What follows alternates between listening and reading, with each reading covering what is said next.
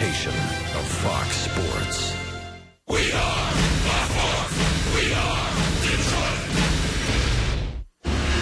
Tigers baseball on Fox Sports Detroit is presented by Bell Tire.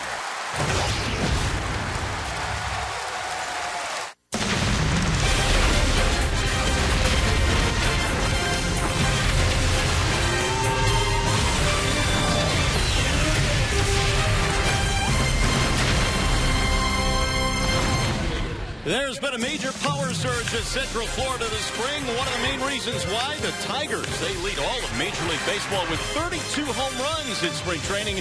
Hopefully more of the same power output here today on a gorgeous afternoon for baseball. We welcome you to Lakeland, and we're at Joker Marchant Stadium for spring training baseball today, featuring the Tigers and the St. Louis Cardinals.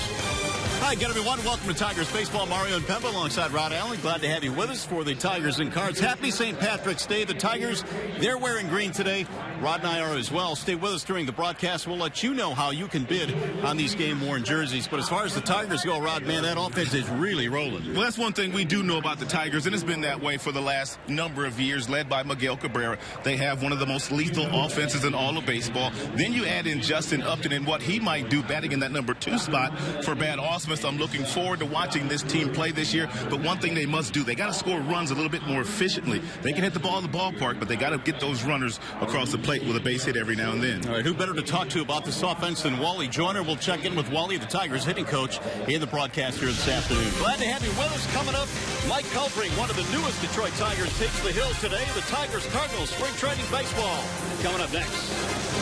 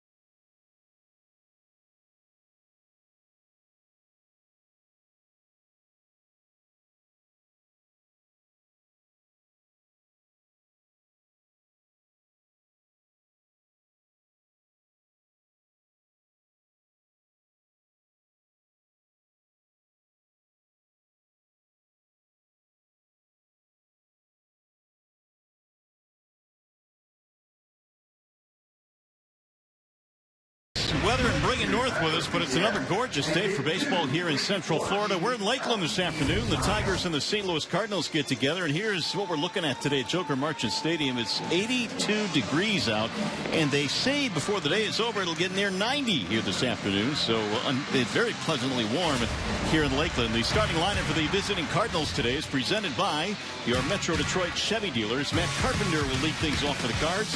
He'll be followed by Piscotti and Holliday. Gritchick gets batting cleanup. Moss Ross and Pham in center. Garcia, Diaz, and Ullman rounded out for the visiting St. Louis Cardinals. And they will face Mike Pelfrey, who today is presented by Ram. A 6-11 last year for Mike Pelfrey with the Minnesota Twins. The Tigers know him very well. They've seen quite a bit of him. They signed him to be the number 4 starter. He made 30 starts for Minnesota last year. They're hoping they can get that out of him this season. Let's take a look at the Tigers starting defense presented by Beaumont Health. In the outfield, you've got Upton, you've got GOSE, you've got CHIERHOLTZ. In the infield up the middle, you've got ROMINE at short, you've got Aviles at second base, Castellanos and Miguel on the corners, and Jared Santalamacchia is the starting catcher this afternoon. There's Salty getting the call for James McCann here this afternoon. The Tigers are decked out in their green St. Patrick's Day uniforms here today. And we are happy you are able to join us on a perfect day for baseball here in Central Florida. Here's the windup and the first pitch coming home. This one is underway with a strike call to Matt Carpenter. Carpenter, Piscotty, and Holliday for the St. Louis Cardinals. .272 average last year for Carpenter. Carpenter might just be the best leadoff hitter in the National League. He had 28 homers, drove in a lot of runs, 44 doubles last year for the All-Star. Pull on the ground, then a diving stop in short right. What a play by Aviles, and his throw to first base gets wide. The throw back, and Country Joe calls him out. So Carpenter is out at first base. Took the turn there a little bit as he stumbled at the bag, and the Tigers took advantage. It's a real nice play here by Aviles. It looked like he was not going to get Carpenter. He threw wildly, but Jared Santalamacchia was right there, and after the turn by Carpenter, Miguel Cabrera able to apply the tag. So a bit of a break there for the Tigers. The leadoff man is kept off the bases. One out now for Stephen Piscotty. We do know this, that Pelfrey throws a lot of ground balls, and he's gotten one already in this game.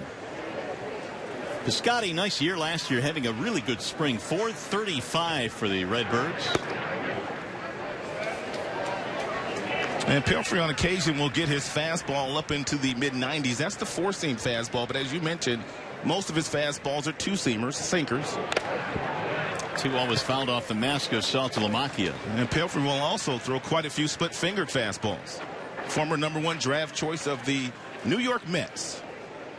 He was 6-11 last year with the Minnesota Twins, so he stays within the division. The Tigers signed him as a free agent.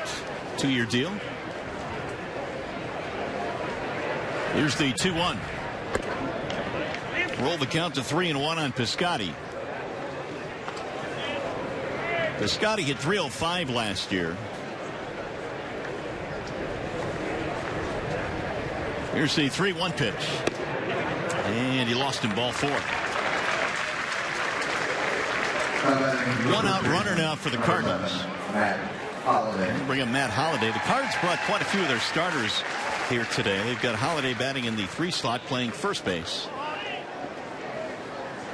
An injury-plagued season last year. Holliday spent a couple of stints on the disabled list. Therefore, he played in just 73 games for St. Louis. The Cardinals have been running quite a bit this spring.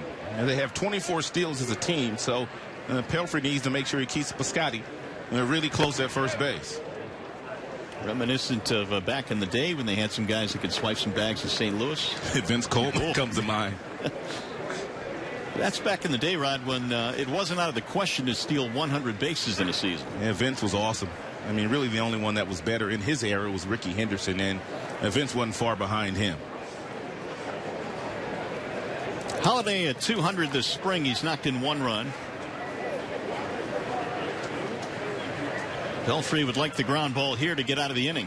Holliday has dropped quite a bit of weight this offseason. Gotten himself a little bit more athletic. He's going to play some first base this year.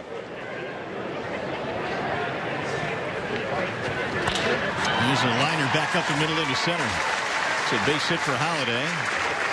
Well, the Cardinals have something going here in the first inning. A walk and a single.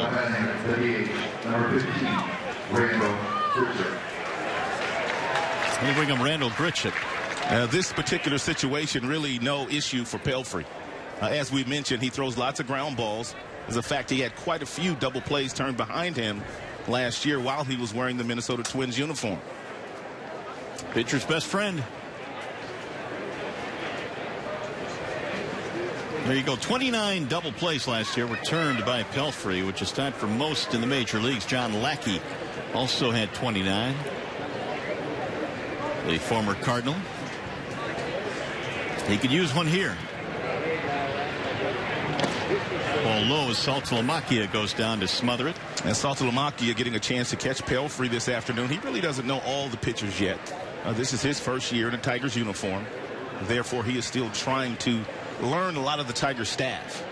It's a fine line between McCann and Saltalamacchia and Holliday as to who does most of the catching all the time. Saltalamacchia, a big-bodied catcher. The Tigers have been working with him on his setup this spring. Here's Pelfrey's 1-0 pitch. Here's a bouncing ball to third. This might be two. Castellanos to second one. And the relay not in time. Grichuk beat it out.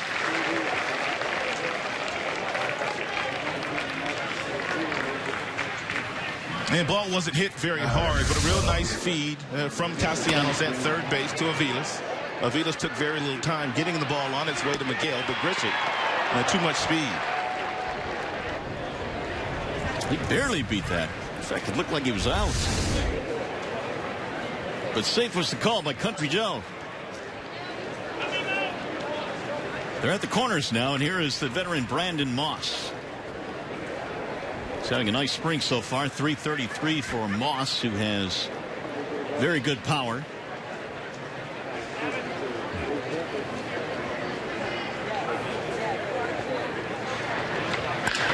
Skied in the air to center field. Anthony Gose going back, still drifting to the track right in front of the wall to make the catch. So the Cardinals will threaten. They will not score. They lead a pair. We go at the bottom of the first. A good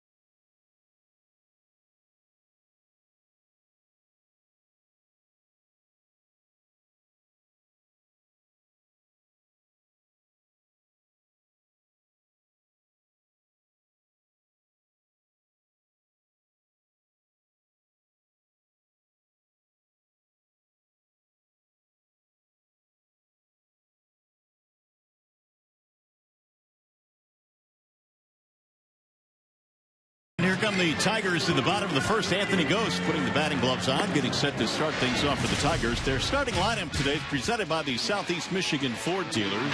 Gose in center, Upton and Cabrera in the top three spots. JD is DHing today.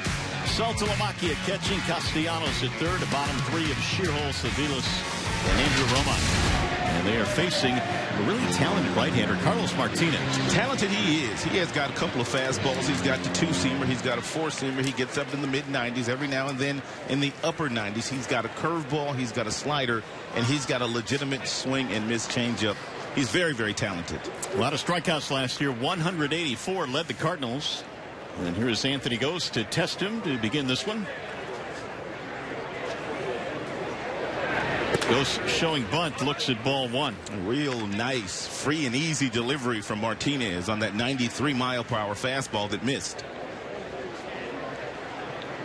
Carlos Martinez, only 24 years of age. A wave and a miss as he throws it by Gose upstairs. A lot of the experts out there, Mario, have conceded the division to the Chicago Cubs. But, man, this pitching staff that St. Louis has is going to have something to say about that in the end. They're pretty deep. Even with the injury to Lance Lynn. Way outside to the backstop it goes. Now here's the delivery of Martinez. You can see opens up that front shoulder way too quick. Therefore, that ball sailed on him. Still trying to get his sea legs underneath him. He missed about the final month of last season with a shoulder ailment. Well, that last pitch was clocked at 96 in his first spring start on the 11th of March against the Braves. He hit 99 on the gun. Way outside again. 3 balls, 1 strike on Anthony Gose. Anthony this spring at 280. He's hit 1 home run. He's knocked in 3. Fouled straight back, 3-2. Gose now with the injury to Cameron Maybin will see the majority of the time in center field. Anthony last year just hit 192 against left-handed pitching, but he finished at 280 overall. Here's the 3-2. Swing and a miss.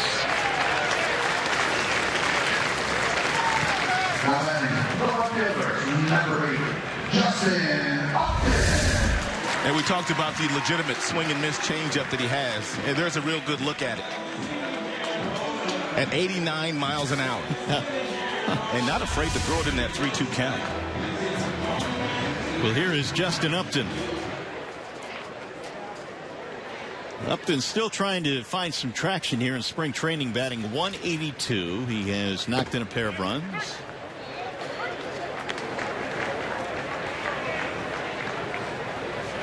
Martinez just 24 years old, a native of Puerto Plata in the Dominican Republic. Bouncing ball toward the hole. It's short. Nice play there. Diaz's throw going to be late. Maybe an infield single for Upton. Let's take a look at the St. Louis Cardinals starting defense. It is brought to you by Tim Hortons. In left field, they've got Moss. They've got Grishik in center field. Piscotty in right. Diaz, Garcia up the middle. Carpenter, Holliday on the corners. And Ullman is the catcher.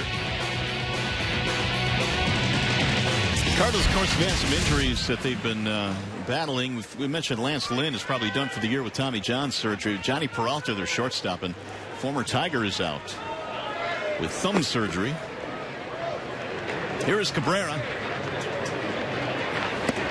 And when you have veterans go down early in camp, it opens the door for some young guys to get a look. And Diaz getting a look at short today for the Cardinals. Yeah, Jed Jerko also going to get an opportunity to play some shortstop, who was with San Diego last year, before they go out and possibly get a shortstop if they don't feel like those guys can man the position once the regular season starts.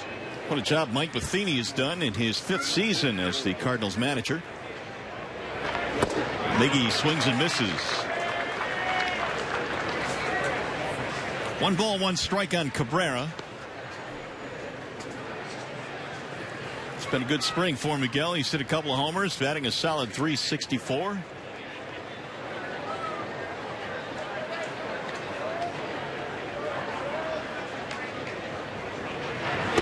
Wave and miss again. Real good slider there at 86 miles an hour. The previous pitch was a changeup that faded down and into Miguel. He swung over the top of that one, and then he goes the opposite direction with a slide piece. Early on here, we can see why the kid won 14 games last year. Had an ERA of 3.01.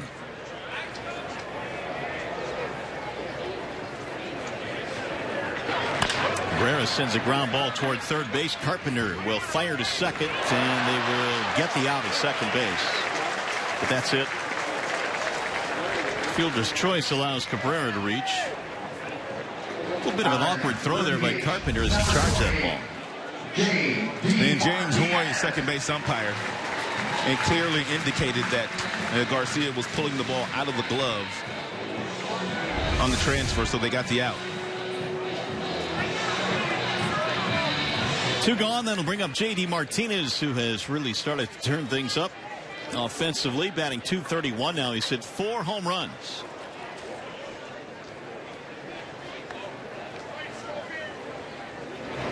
He hit one a couple of days ago in the game we broadcast, a 3-run shot against the Atlanta Braves. And J.D. told us after the game that he's just now starting to get his timing down, about halfway through spring camp. Here's the 1-0. And Miguel was talking about J.D. Martinez today, and he said one of the things that he's been talking to J.D. Martinez about with runners in scoring position, every now and then you have to take that single the other way. They're not going to give you lots of pitches to hit out of the ballpark when runners are in scoring position. So Mickey has told him, just take those base hits. When they make mistakes, you'll hit home runs. He believes J.D. could drive in 120 runs because he believes he's a bona fide 300 hitter. Well, and he should get plenty of guys on base ahead of him. J.D. last year hit 282, so it's not just all about the power for Martinez. I mean, that's the main reason that Miguel Cabrera had that run of 11 straight years of driving in 100 or more. Very gifted, of course, but he will take a base hit when runners are in scoring position. Hammered back out of play. He was taking a rip on 3-0. We talked about the Tigers and all the power that they've displayed down here in the Grapefruit League, and J.D. Martinez, he got to the act a few days ago. Straightaway center field for Martinez. Hit the top of the wall and bounced back, but it was over the wall for a 3-run shot. Tigers also got a grand slam from James McCann in that game. There's a drive to center field. That ball is going to get down, and it's going to roll all the way to the wall. Here comes Cabrera to third base. They're going to send him home. Miggy on his way to the plate, and he is safe standing up. Double and an RBI for J.D. Martinez.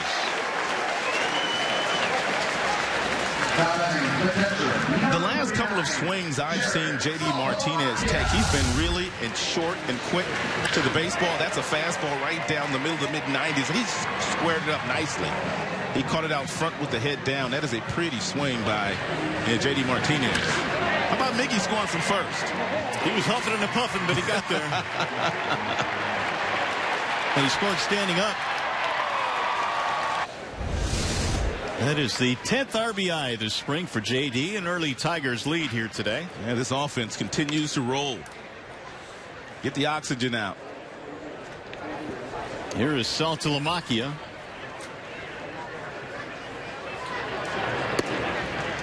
That floats in a little bit outside. 1 ball to no strikes on Saltalamacchia. 368 this spring. In his first year with the Tigers.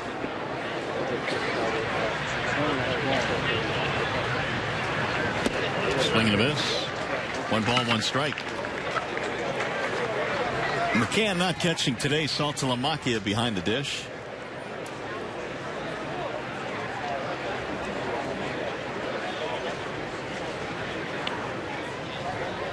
Trying to knock in a 2-out run here. The 1-1 pitch from Martinez. An eventful season last year for Saltalamacchia. He was released by Miami in May and then hooked up with the Arizona Diamondbacks.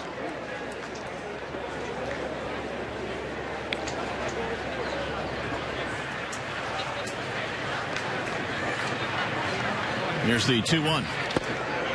A little bit outside. 3 balls and 1 strike on the Tigers catcher. Here are his numbers combined with Miami and Arizona. 225, 9 home runs. A good majority of those hit left-handed.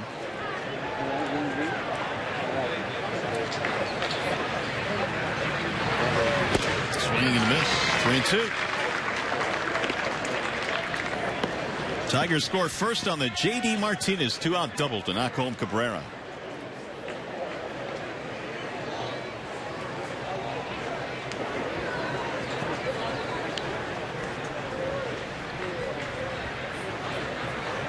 And the 3-2.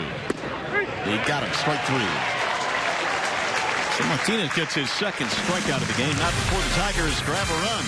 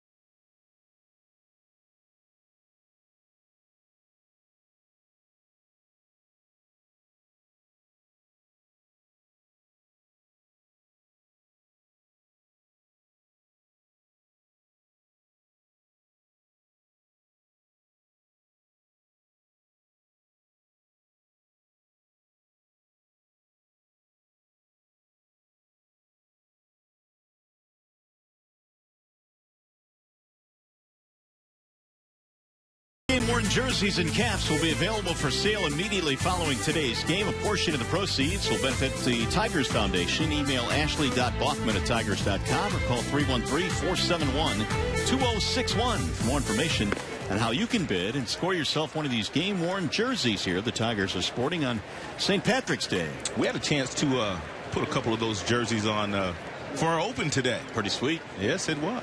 Tommy Pham leading it off. Pelfrey goes back to work. Gave up a walk and a single. No damage in the first. Pham 321 this spring. He's hit 1 home run. Here's the 1-1 pitch. 2-1 on Pham. You know, everybody likes to talk about the Chicago Cubs and all the young players that they have, Mario, but it's a pretty young group here, too, and a very talented group that St. Louis has. You got Pham, you got Piscotty, you got Grichuk, you got Walker, you've got Martinez. They're good, too. There's a swing and a miss. And the thing about the Cardinals core, which is becoming the core, is that they're still pretty young. They've got some players that are under or 26 and under. And here's an impressive list. Grichuk is at the top of that list. He had a really good year last year. They won 100 games last year despite not having Holliday for a lot of that. They had the injury to Wainwright at the beginning of the season. Adams, their first baseman, he missed a lot of time. But the young kids got valuable experience last year. You got that kid at the end of the bullpen, too, Rosenthal, who had a really good season last year. Pham draws a walk. Leadoff man on for Greg Garcia. Number 35. That'll be the second walk now for Pelfrey.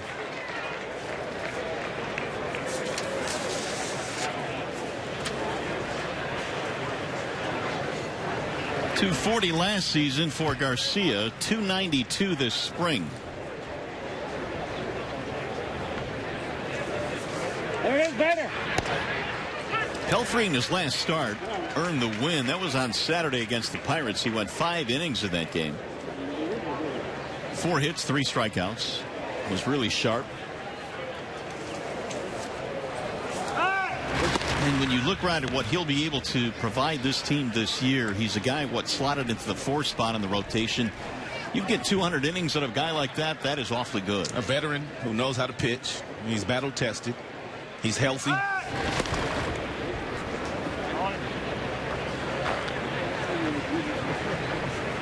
Tigers have Verlander at the top. Of course, Jordan Zimmerman was signed to the offseason. Anibal Sanchez threw a bullpen the other day and reported that things were really good after that. So he's on the comeback trail. That sliced foul down the left field line. Anibal Sanchez also threw in a somewhat of a simulated game yesterday against some minor league players and did well there too. So as you mentioned, he's getting healthier by the day.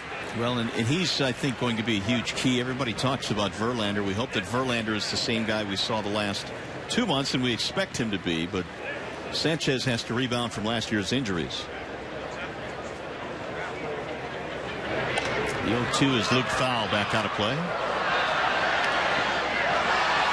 Greg Garcia batting after the leadoff walk here in the second. Tigers have an early 1-0 lead on the Cardinals. St. Patrick's Day. St. Patrick's Day is a party, isn't it? It's a big party.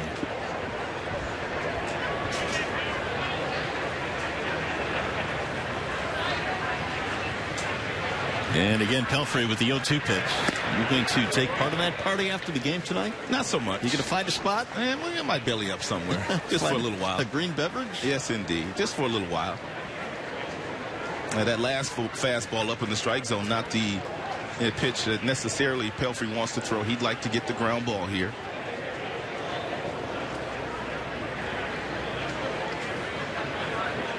Runner goes. Fastball high, throw down to second, and Saltamaki's throw sailed. It'll be a stolen base for Tommy Pham. His 3rd of the spring. And we told you that the Cardinals are leading all of baseball in stolen bases. And during the course of spring training, Pham gets a good jump. Saltamakia not able to throw him out. Tying run in scoring position now. 2-2 on Greg Garcia. Swing and a miss. Down he goes. First strike out of the ballgame for Pelfrey, and we're talking about the Tigers rotation. I guess they're still trying to figure out what to do with that 5 spot in the rotation. We'll put Norris on there for now, but there's some other guys still in the running. Shane Green has had a real nice spring. Michael Fulmer, the youngster they got from the Mets, has outstanding stuff. Matt Boyd, who we saw last year as well, has had a really nice spring. So Brad has options for sure. Here's Diaz. And the bottom line is, at some point in time during the course of the 2016 season, you're going to need all those guys. Yeah, you really are. And it's nice, really, for the first time in a while, to be able to look at what's going to be a AAA and say, well, there's some depth now for the first time in quite a while. Here's the 0-1 pitch. Bouncing ball slowly back to the mound. And Pelfrey will get the out at first. 2 gone, runner holding at second base. We'll bring up Michael Ohlman. How about today's weather, Rod? This is as good as it gets. It's been a really nice, warm spring down here. Guys have really been able to get their work in every single day without any interruptions. Did you get your sprints in today on the warning track in the outfield? I did not get my sprints in today. I'm right there with you. Just thought I'd ask. Here's Ullman. And he'll take ball 1. Ullman, 375 this spring. A really good minor league hitter. Did 12 home runs last year in the minors.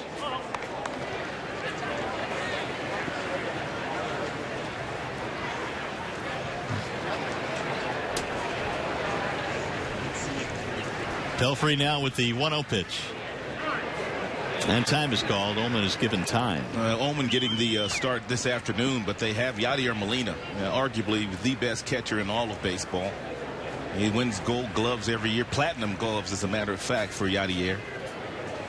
Yeah, Molina is coming back from injury, a thumb injury as well, and Mike Matheny hopes to get him back sometime soon in the regular lineup for the Cardinals. We mentioned Lance Lynn is down, Johnny Peralta down, so 3 pretty good veteran players. Swing and a miss. They thought that Molina was going to start the season on the disabled list, but they're starting to believe that he's going to be ready for the regular season. 1 ball, 1 strike on Ullman.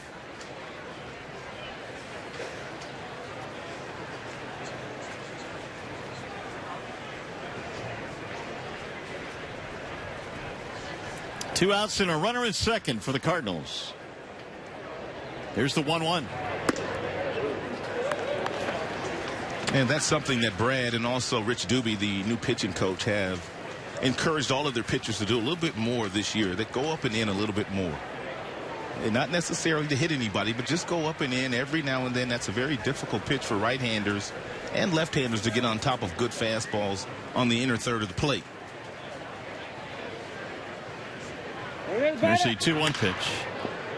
Chopped foul. 2 balls, 2 strikes. Will that also keep guys from thinking twice about diving over the plate? Absolutely. And guys sometimes at this game are way too comfortable. Most pitchers try to get you out of the way. Very seldom do they try to get you out inside. But Rich Doobie, new pitching coach, is a huge proponent of pitching inside and pitching inside aggressively. Rich Doobie takes over for Jeff Jones, who retired following last season, although Jonesy was in camp earlier to work with some of the pitchers. But Doobie now has taken over, and he's been at the helm of some really good staffs in Philadelphia. He got him strike 3. He caught him looking, and that'll retire the side. Second strikeout for Mike Pelfrey. No runs, a walk, and a man left. Tigers still up 1-0.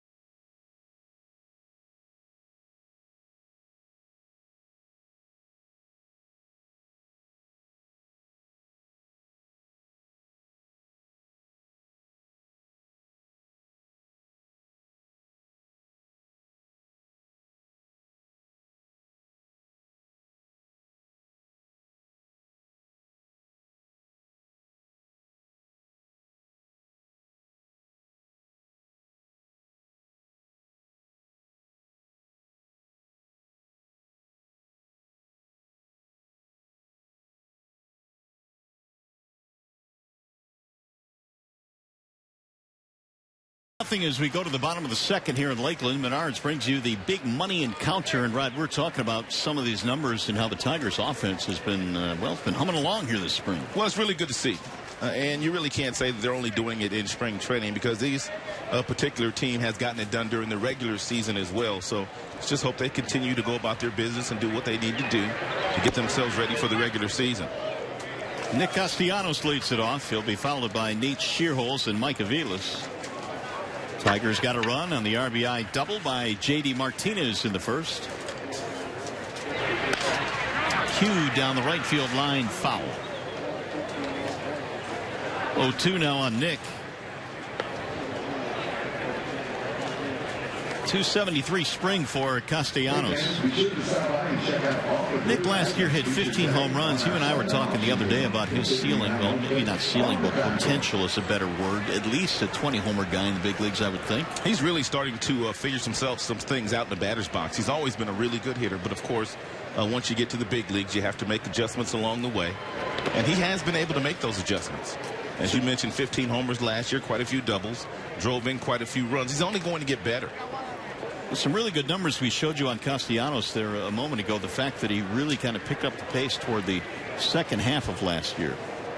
But of course, when people talk about Castellanos, they always want to talk about how he's doing down at third base. And he's getting better down there.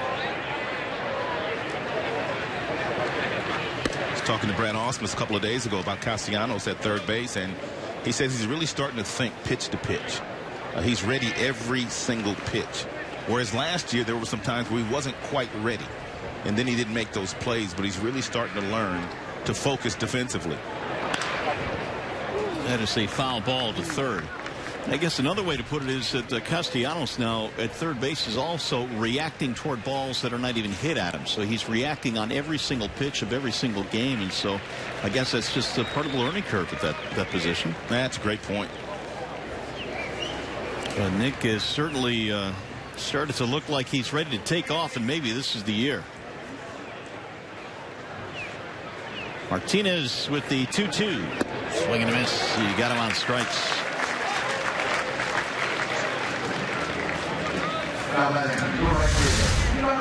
Martinez has outstanding stuff. I mean, whether it's the upper 90s fastball, whether it's that legitimate swing and miss changeup, or that really good slider he's already thrown to a couple of right-handers here today. He can give a lineup like the Tigers fits that has a lot of right-handed bats in it. Last pitch was at 92 miles an hour. Wicked. Here was Ciarholtz starting out in right field today with Martinez DHing. Ciarholtz did not play in the big leagues last year. He played over in Japan with Hiroshima. My former squad over in is that right? Japan, Hiroshima. I think the Carp. The Carp.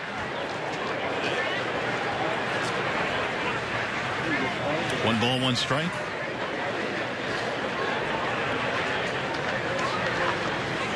Ooh, swing and a miss. 99. There you go.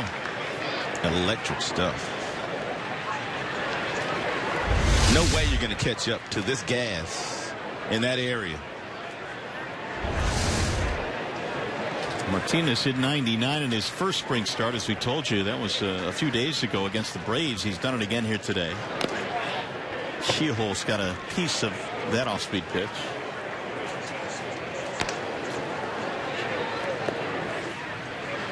And four-seam fastball he used 31% of the time last year. Two-seamer. The other fastball. Lots of changeups, lots of sliders.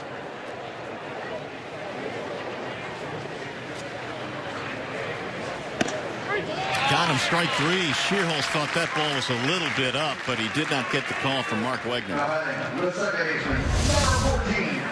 It's a breaking ball at 84 miles an hour that stayed up in the strike zone, but as you mentioned, it called strike three. Well, I mentioned this guy strikes out quite a few batters, and when you look at strikeouts per nine in the Cardinals history, only Rick Ankiel in 2000 had a higher number. Almost 10 per 9 innings. Lance Lynn also on that list. He will not be used this year by the Cardinals. Tommy John surgery. Aviles tried to hold up, couldn't do it. When you have a guy that is throwing as hard as Martinez is here this afternoon, you're going to see swings like the last one that Aviles took. You have to get ready for that high-octane fastball, and every now and then you will leave the strike zone swinging at something that you normally wouldn't swing at. 3 strikeouts in a row for Carlos Martinez.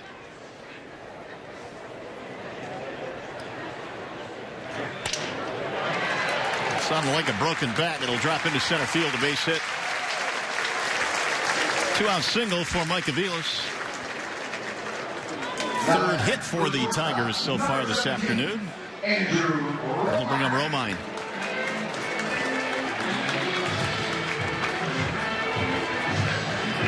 .222 this spring for Romine. A couple of RBIs. And both Romine and Aviles, both guys expected to make the roster. A couple of utility players that can play just about every infield position and outfield, and Romine can spell you in center field for a game or two if you needed him out there.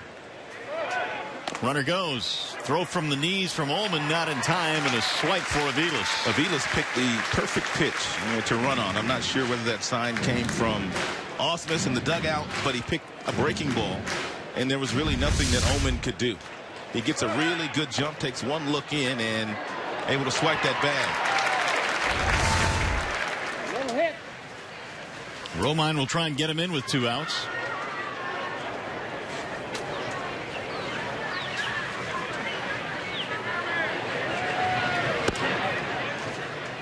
Ball 1 up. And apparently Martinez in the 2nd outing of the spring working on his off-speed stuff. And when you're a guy and you know you're going to be on the 25-man roster, you have the luxury of going out and working on certain pitches. And clearly he's working on his off-speed stuff this afternoon. Sliced in the air toward left field. Playable for Moss. That'll end the inning. No runs and a hit for the Tigers. 2 in the books in Lakeland. It's 1-0 Detroit.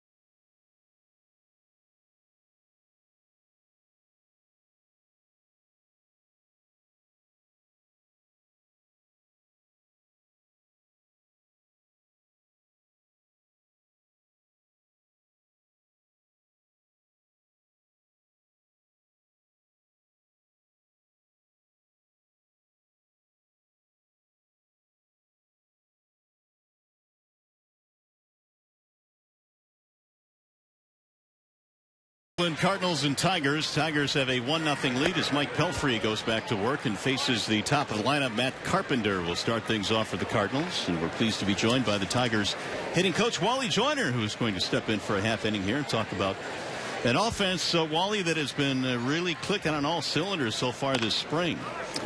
We have. It's been fun to watch. The guys are getting their work in, getting their routines down for the season, and it's been working so far.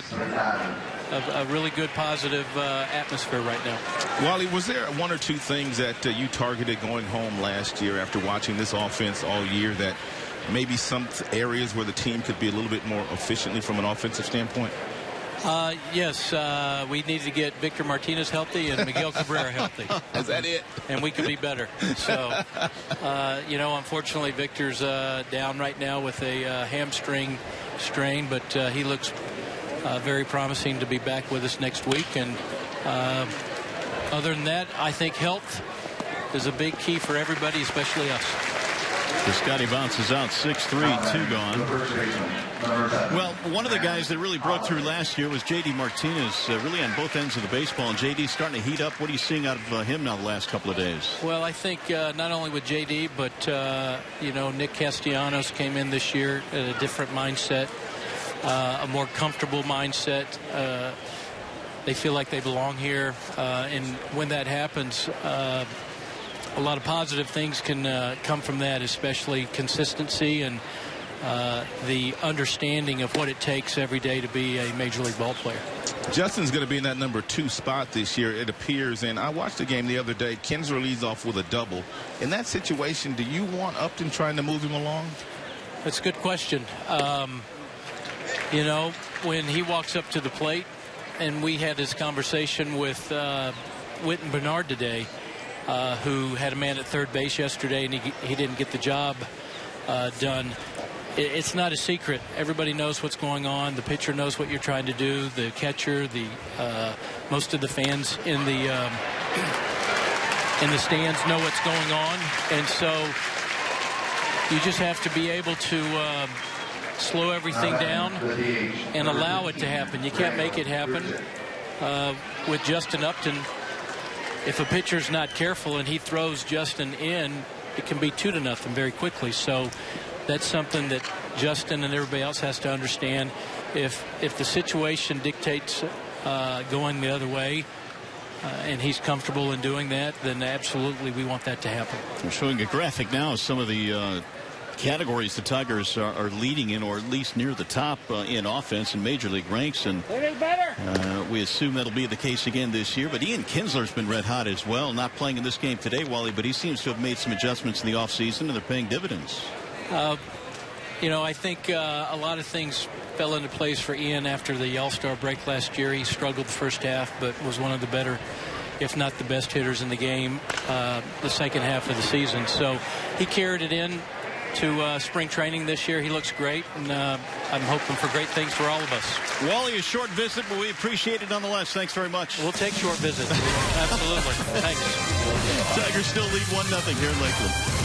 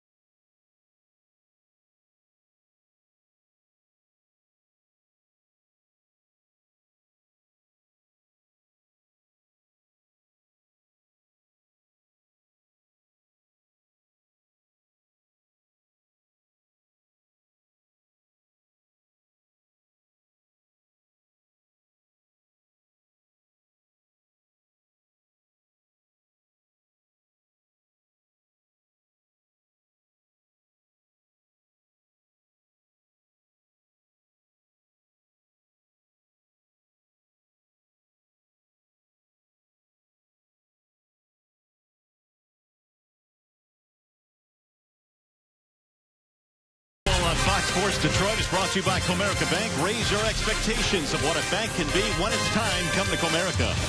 Ram Trucks. Right now, get a great deal during Ram Truck Month. And by Weingarts. Everything from lawn to snow. Another sparkling day here in Central Florida. We're in Lakeland. Well, the Tigers cruising along here in spring camp. They have a 1-0 lead over the Cardinals as we go to the bottom of the third. The top of the lineup coming up. Anthony Gose. It'll be Gose, Upton, and then Miguel Cabrera. 1, 2, and 3 facing the right-hander Carlos Martinez, who right now is sitting at 41 pitches. His second spring start. Gose jabs at a bunt, but missed. And Gose is a better bunter than that last offering. He, as you mentioned, jabbed at it. And a lot of times when you do that, you pop the baseball up or you simply whiff right through it. But Brad Osman said that he has encouraged Anthony Gose to attempt to bunt at least one time a game down here in spring training, which he's been doing.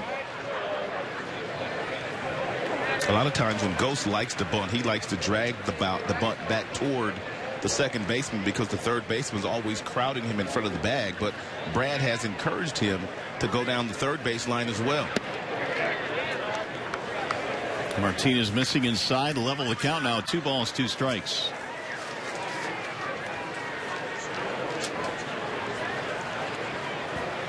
And 2 sack bunts last year for Anthony Gose and 7 bunt base hits. Way outside, 3 balls and 2 strikes on Gose.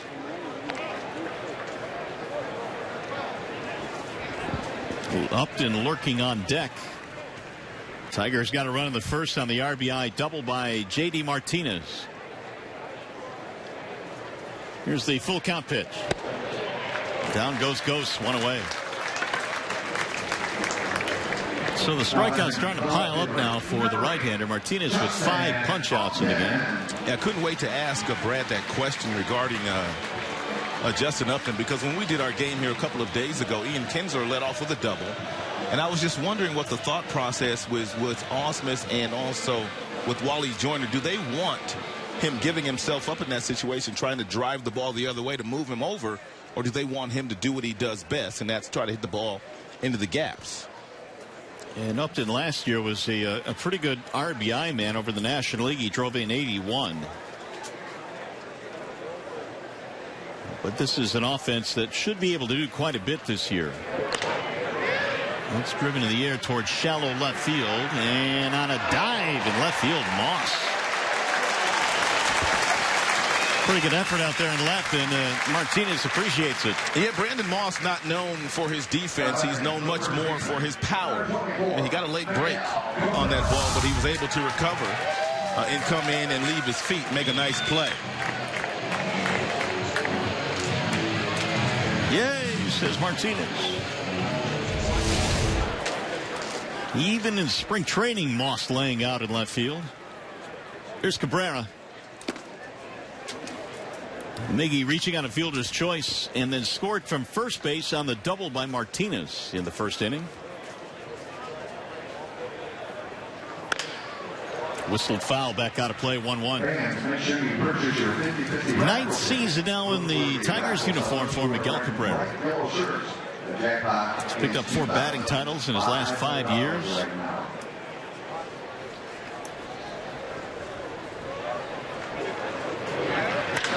Skies this one in the air to right center field. Ball hit pretty well. That ball carrying straight and picking up steam and carrying out. That thing just shot out there to right field. It's going to be a home run for Miguel Cabrera. Best hitter on the planet. Just flipped that thing over the right field wall. And the thing about Miguel, Mario, is he doesn't not try to take that 95-mile-per-hour fastball and pull it. He knows if he does things right with his hands, he can go the opposite direction as he did there. We're going to make it our Bell Tire pitch by pitch. And Martinez first pitch swinging is Miguel Cabrera. Then he swings at another one and drives it the opposite way in the right center field for another home run. I mean, the balance and the hand-eye coordination, second to none in the big leagues for Miguel. Priceless look on the face of Martinez after that ball sailed over the right field wall. Here's J.D. Martinez.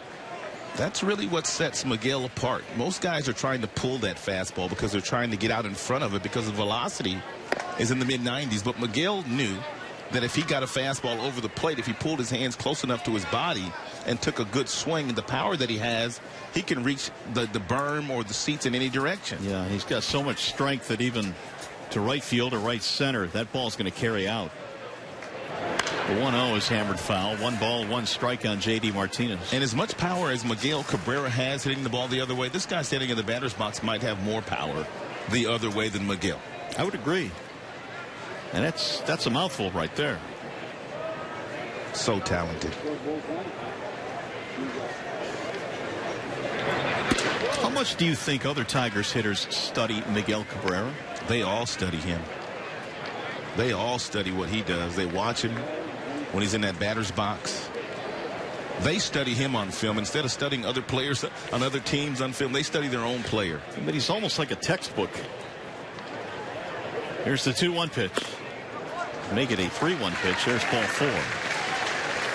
And the thing about Miguel, he's been doing it since he got to the big leagues in 2003 as a rookie. 2004, he drove in 100 runs, and he drove in 100 runs every year until last season. That was the 56th pitch thrown by Martinez, and apparently that is his limit. Mike Matheny coming out, and he is signaled to the bullpen. So the afternoon is done for Martinez. It'll be a wall-side windows pitching change as the Cardinals go to the bullpen. The Tigers have taken the lead, a 2-0 lead of a home run by Cabrera. We'll be back. In a premium.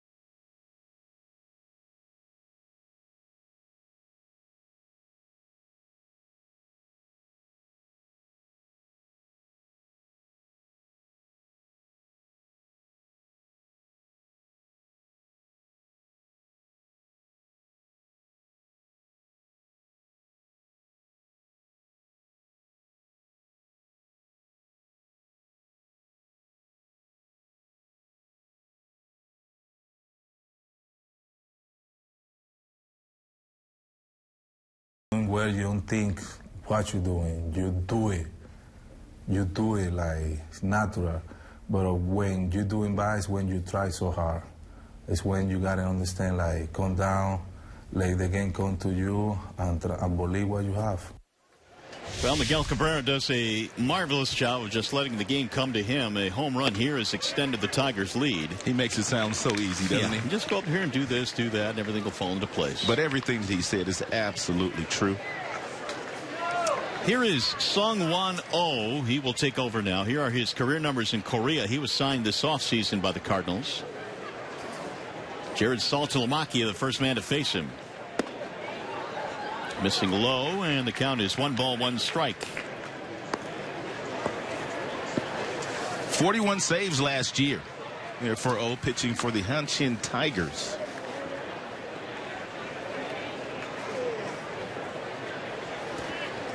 Saltalamacchia struck out in his first at bat. Sung-Won Oh has one of the best nicknames already in the big leagues, and he hasn't pitched in the game yet in the regular season. But it's going to go down as one of the best nicknames. It's Stone Buddha. You care to elaborate? No. That's all I got for you. It's Stone Buddha. Oh, my goodness. Here's the 2-1 pitch. Now, how did he get Stone Buddha out of that? I don't know. He's got a couple of them, actually. The other one was Final Boss. because he would close games out.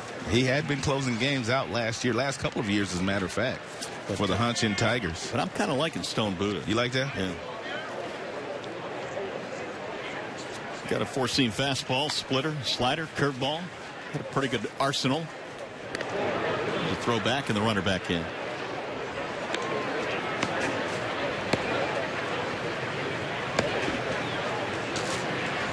The 11-year veteran of playing in both Korea and the Japanese leagues.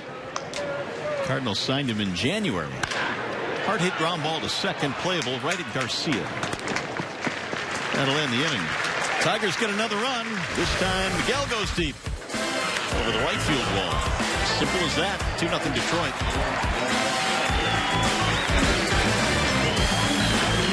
Since 19.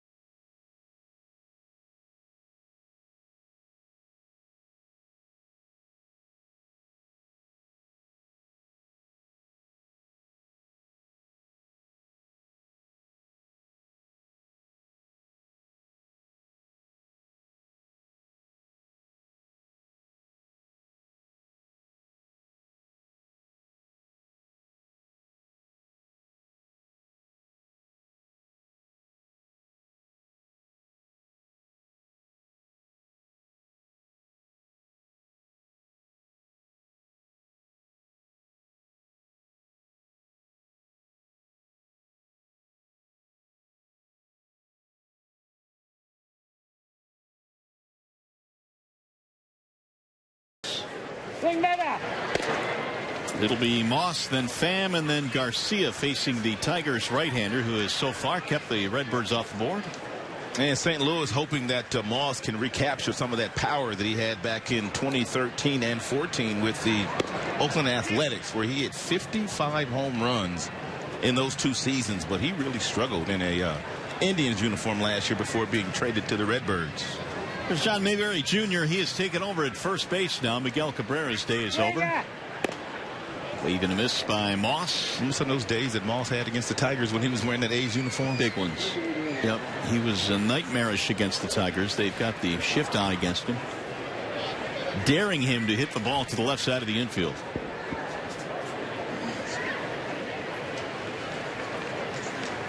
There it is, Vader. Foul straight back. Yeah, one of the things that Saltalamacchia had told me before the game that he was going to do, for the most part, with Pelfrey. He hasn't caught him that much, but he knows he has a really good sinker. So guys that have good sinkers, you basically set up as a catcher right down the heart of the plate, and you let the natural action on the sinker dictate where you're going to go, whether inside or outside. Here's the 2-2. Popped up. Shallow left field. Upton battling the sunshine. One gone. Well, we talked to Mike Pelfrey before spring started. He talks about how he utilizes his fastball. For me, I throw a lot of fastballs. So for me, it's down and away to a righty, or it's inside to a lefty. And those are 2 spots. Because arm side, like away to a lefty and into a righty, I think I could probably close my eyes and do it. You know, it's pretty easy. It comes natural. And then going away to a righty, I've always struggled. And if I'm not able to locate away, because the days that I do locate away and days I'm able to locate in on lefties, I'm pretty good. Pretty simple there, huh? Well, Tigers saw him quite a bit the last couple of years, and there were some days where he did have that real good moving fastball in the mid-90s, and he really handcuffed the Tigers batters a couple of times. Miguel Cabrera, too, he had some good numbers against Miggy, and Miggy hits everybody. Hey, fans, be sure to stop by and Tommy check out Pham, all the batter. items featured today on our site and auction table. Start number 4 for Pelfrey this spring. 5th time last year in his career that he made 30 or more starts. It was with the Minnesota Twins.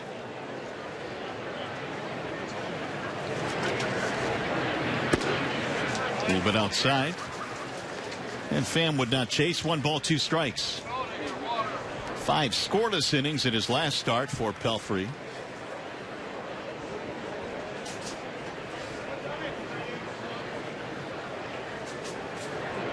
Now the 1-2. Got him. Strike 3. 2 gone. Well, here's what Pelfrey did the last couple of years while wearing a Minnesota Twins uniform. He racked up a lot of ground balls. In turn, there was lots of double plays turned behind him, but every now and then he'd bring that strikeout pitch with him, whether it be that two-seam fastball or that splitter that he threw about 15% of the time last season.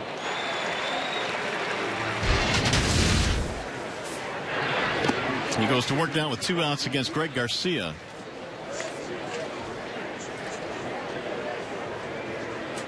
Here you go, 73% sinker last year with the Minnesota Twins. And the rest of his pitches and the pitch usage.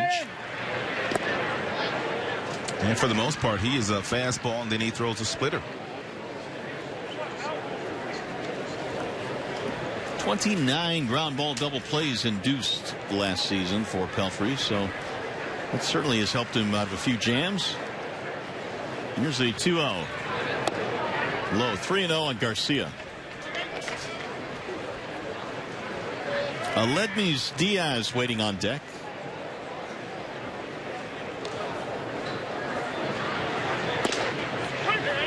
In there for a strike 3-1 now on Garcia. Pelfrey spent 7 years in the Mets rotation. That's skiving the year toward left. Upton circling. And Mike Pelfrey has a routine 1, 2, 3, 4.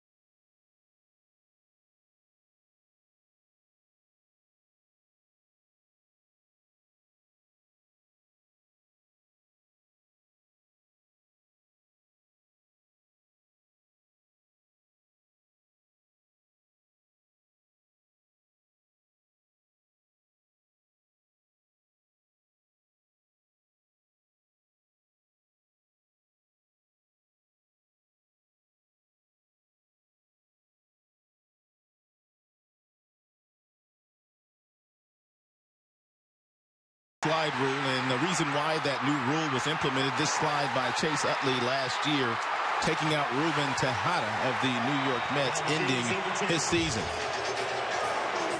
Major League Baseball doing all they can, I think, to keep players safe, and Tejada took the brunt of that slide, and so the new rule this year states that you pretty much have to make contact with the ground before you hit second base. We'll get to the wording of the new rule, but I guess, you know, first it started with protecting the catchers, and now the middle infielders as well, because some major injuries have taken place. Yeah, you're right. You're absolutely right. What they say is you have to hit some dirt before you get to the bag when attempting to break up a double play. You can still make contact with the fielder, but you have to hit the ground first. Now Castellanos leading it off here as we play in the bottom of the fourth. And another part to that rule, you have to be able to reach the base, which is something that's been constant all along. But you have to make a legitimate shot at being able to get to the base and staying on the base. You have to be able to want to stay on the base, too. A lot of runners trying to break up a double play would kind of cheat a little bit and not really do a legitimate slide before hitting the bag, and they would get too close to the defender at second base, as you saw there with Tejada. Ball's hit well to right field, to the track, up against the wall, and caught there by Piscotty. You know, another part of that rule, too, as a base runner, you cannot alter your path. When you see where that shortstop or that second baseman is, and he's getting ready to turn the double play, you cannot alter your path that you've taken toward the bag to try to take that fielder out. So they've really taken some steps, Mario, to make sure that that slide by Chase Utley does not happen again. Yeah, and I think there's going to be a little bit of an adjustment period, not maybe as much as the new catcher's rules at home plate, the collision rules, but certainly, you know, players will have to think differently now as they go to second base trying to break up a double play. Schierholtz the batter. He waves and misses 0-2. One out here in the fourth. Tigers have a 2-0 lead over the St. Louis Cardinals.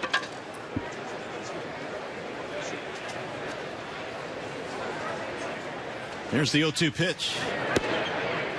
That one just missed. Sung-Won-Oh on the hill. Well, we talked about the starters that St. Louis has, but with O now in the fold, now that bullpen that they had, which is a deep bullpen, just got that much better. Rosenthal, their closer, had a really good year last year, the hard thrower. O joins Segrist as well. We gave you that list of young players that the Cardinals have. Don't forget about Seth Maness. He's a serious ground ball thrower. So you're right. I mean, you know, when you start to size them up against the Cubs, who everybody is picking, they still have themselves a pretty good team. And that rotation, even without Lance Lynn, still has Wainwright, still has Waka, and they signed Mike Leake. They got him in the offseason. And we watched Martinez this afternoon. Pretty deep. First 4 years in the big leagues as a manager, Mike Matheny has averaged 94 wins. 94 wins in his first 4 years as a big league manager with no prior managerial experience anyway. Well, the Cardinals won 100 ball games last season. They finished 162. The 100 wins, the most in the major leagues. That Central's going to be good, that National League Central. Rip to right field. That ball is hit well. It's got a chance to go, and Schierholtz has hit it out, a home run. His second of the spring, a solo shot to make it 3-0 Tigers.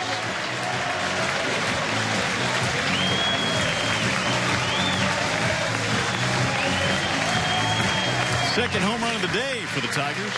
Well, a lot of openings for any outfielders on the Tigers roster, but Schierholtz is trying his best to make sure he leaves a real nice impression with Brad Ausmus and his coaching staff. I don't know what's going on this spring, but the Tigers now have hit 34 home runs. 17 different players have homered for the Tigers in camp, and they've hit more home runs than any other team. Mike Aviles looks at a strike. Single, stolen base back in the second, did not score.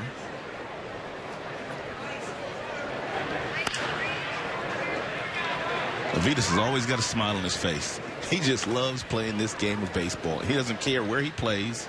I was talking to him a couple of days ago, and I was asking him, what is your favorite position? He says, man, I do not care. As long as I've got a uniform on and I can play some big league baseball, they can put me wherever they want to put me. And that's the attitude you have to play the role that he plays. Well, he's just slapped a single to right field, his second hit of the ball game.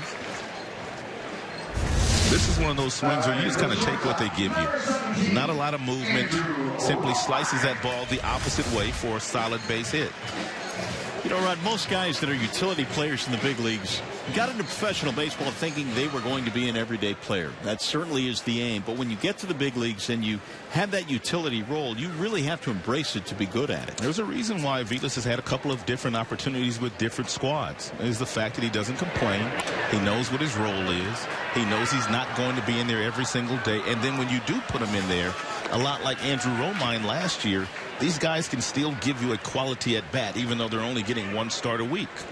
Brad's been pretty good, too, as far as letting guys know that, you know, in a day or two, hey, you're going to get a start to make sure they're ready. No balls, one strike. And Andrew Romine. Quick move there by O.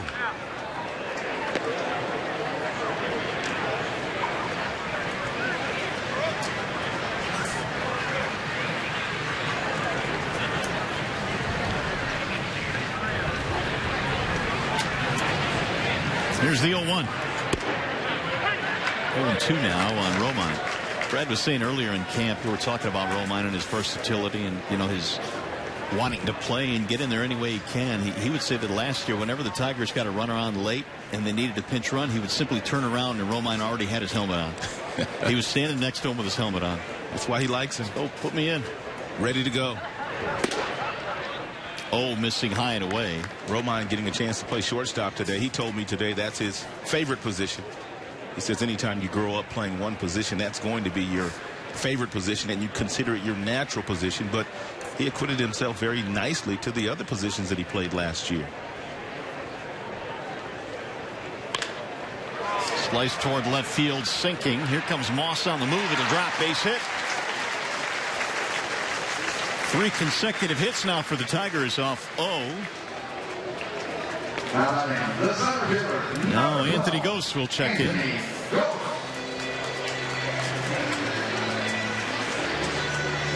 And so many times GOSE last year very aggressive on first pitch fastballs. And we'll see if he's aggressive if he gets a fastball here from O with runner in scoring position.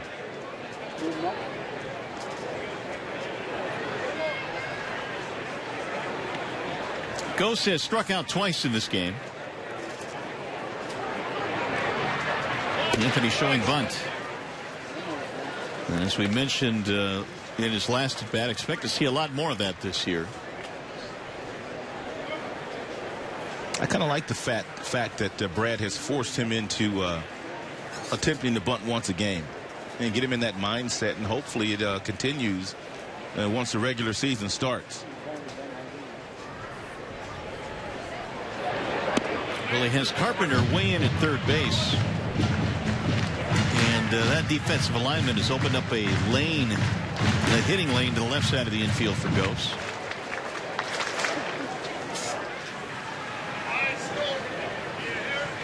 Vilas and Romine with singles after the CHIERHOLTZ home run. That's headed back to the seats.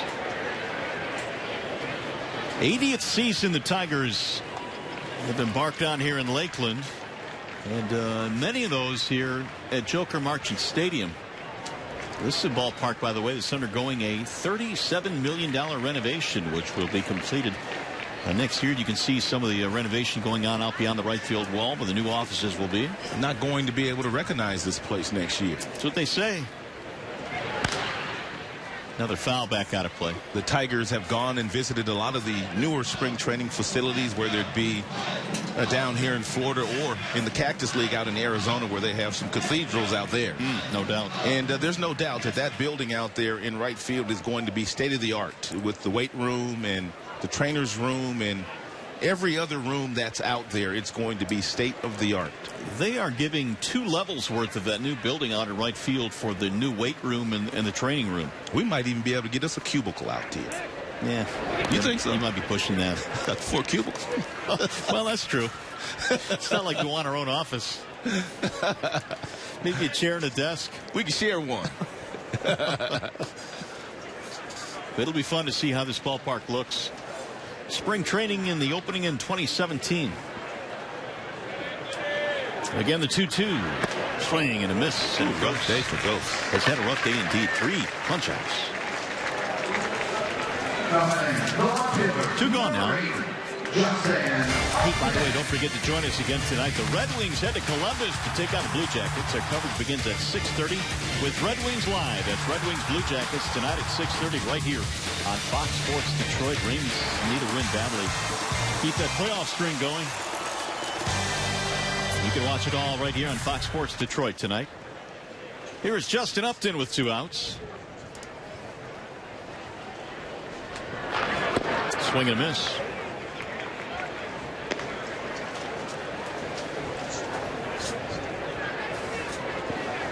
Upton with an infield single in the first, a fly out in the third. Tigers got a run in the first, a run in the third, and 1 more here in the fourth.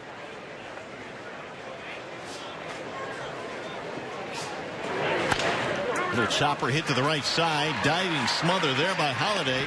Will cover for the out. Nice play. But the Tigers add another. Nate Schierholtz with the second Tiger homer of the day.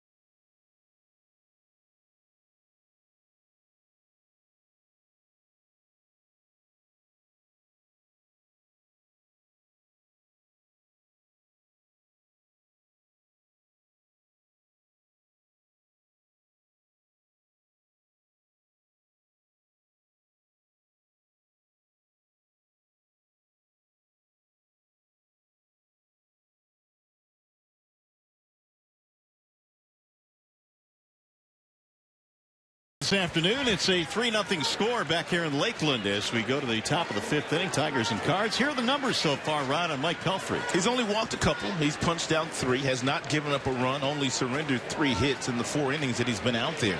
His fastball's been anywhere from 90 to 94 with some real good movement. A couple of real good splitters, and he's thrown some breaking balls as well today. And so Pelfrey goes back to work as the Cardinals come up here in the 5th. Broken back grounder off the bat of Diaz. Pelfrey will dispatch him. One of the things regarding Mike Pelfrey, David Chadd, who is now the assistant general manager to Al Avila, the general manager, he's been watching Pelfrey pitch since high school. And of course, David Chadd was the scouting director before he was elevated to the assistant general manager's position. And that's the one thing that he encouraged Al into doing in the offseason. We can bring this guy in. He can give us 200 innings. He can give us 30 starts because he knows him. He knows everything about Mike Pelfrey. Pelfrey played his college ball at Wichita State. That's where David Chadd lives. Yeah, he lives in Wichita, so there's a deep background there. There's a bouncer hit to the shortstop, Romine. And there are 2 gone. Another ground ball for Pelfrey. As a matter of fact, Cameron Maybin is now back with the Detroit Tigers. He's injured, of course, but the year that both he and Pelfrey were drafted was the year that David Chadd said had Pelfrey not gone 1 pick earlier to the Mets, then they would have taken him in that slot where they took Cameron Maybin. Really? Yeah. That's how high they were on Pelfrey coming out of college. Wichita State has produced quite a few big leaguers. Former Tigers Nate Robertson went there. Andy Dirks. Joe Carter. Joe Carter's the big one, yeah. That'll bounce in to Carpenter. Eric Wedge, the former big league skipper, also went to Wichita State. They've produced quite a few. A couple of ground ball outs here in the 5th inning. And 6 in a row retired by Pelfrey.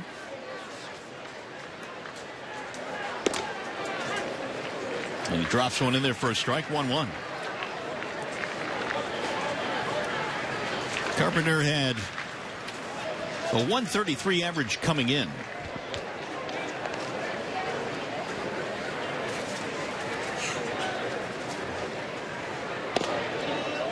He has turned himself into a tremendous player. And not drafted out of college, not given a lot of money, 5th-year senior, and has gotten into pro ball and turned himself into a superior player. Ground ball right at the first baseman. Mayberry handles it. 3 ground ball outs for Mr. Pelfrey. 5 strong innings today for Mike Pelfrey. You're watching Tigers baseball on Fox Sports Detroit, presented by Bell Tire. Get in the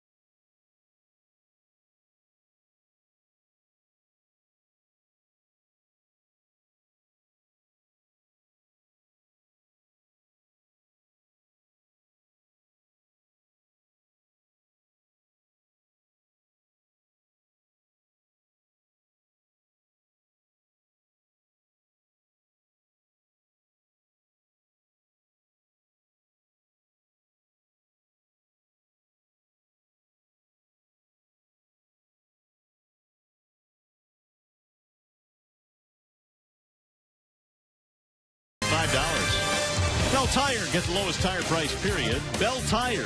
And by Southgate Lincoln, American luxury with Michigan roots. Spectacular day here in Florida. A lot of folks on one of the best spots in the ballpark, the berm out in left field. Well, the Tigers have provided a 3-0 lead so far in this game. As we go now to the Tigers portion of the 5th inning. Got a new pitcher. It'll be Miguel Sokolovic. And 28 games last year, 4-1 record with an outstanding earned run average. And 27 strikeouts, 10 base on balls. Pitching in his 5th game this spring. He's given up 1 run. Well, Sokolovic will go to work against John Mayberry Jr., who took over defensively for Miguel Cabrera earlier in the game, his first at bat. Mayberry had what turned out to be a game-winning home run for the Tigers about a week ago here at Comerica Park. Here in Lakeland. We'll be there soon. Joker Marchant. We'll be there soon. I know Mayberry would love to be at Comerica Park this year. There's the ball low. Mayberry's daddy was a good player. Those Kansas City Royals teams back in the day. Yeah, Senior had himself a pretty good career. 1 ball, 1 strike. John Mayberry Jr. 15 years in the major leagues for his dad. He was a big RBI man. Swing and miss. Big rip there by Mayberry.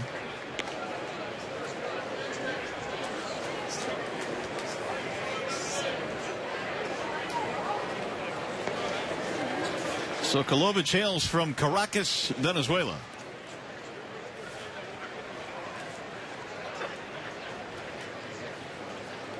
Here's a 1-2. With a name like that, huh? Well, the Miguel fit parts. I would have never guessed that. That fits, but Sokolovich, I would never have guessed it either.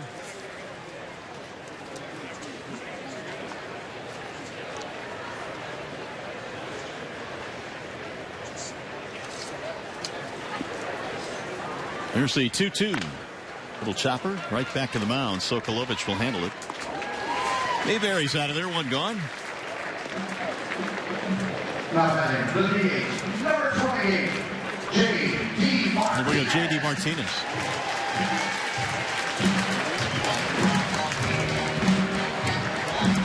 RBI double in the first inning for Martinez. J.D. also has a base on balls in this game.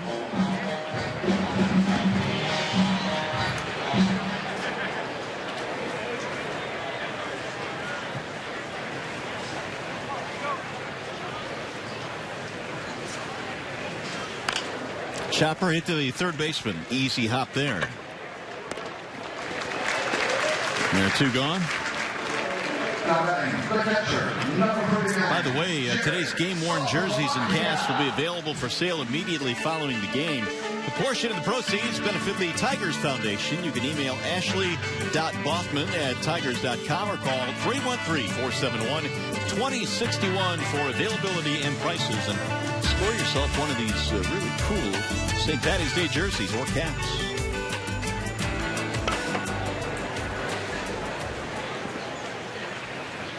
Here's Saltalamacchia. Ball 1.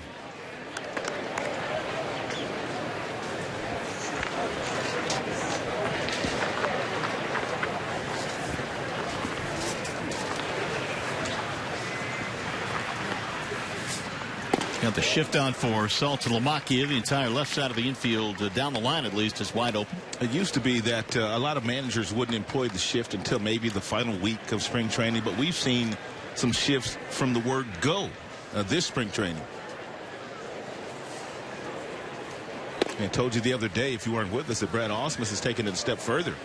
I mean, when the Tigers do their cutoffs and relays now, they put guys in shift positions and they hit balls to the wall because they want guys to get accustomed of knowing where they're going to be, even though they're playing out of position to start. Here's the 2-1 pitch. Swing and a miss, 2-2. Well, when they started these shifts, you know, obviously it's more than just maybe moving Castellanos from third into short right field. The intricacies of the game, as you mentioned, the cutoff plays, the relay plays, that changes the whole dynamic. You know, Brad said the main thing that has to be done is third base always has to be covered, because obviously right now that the shift that they're in, there's no one at third base. They'll get back out of play. 2-2. And in the last number of years, we've seen that runner leave first base and casually go to second base, and that shortstop or the third baseman, whichever way the shift is, not in position, that base runner just simply takes off for third. We've seen the base runner make it quite often.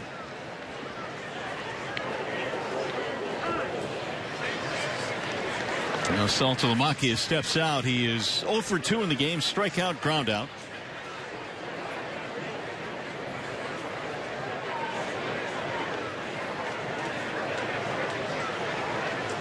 And the 2-2 again. Swing and a miss. He went fishing. Sokolovich comes out of the bullpen, gets the Tigers 1-2-3. We have played 5 in Lakeland.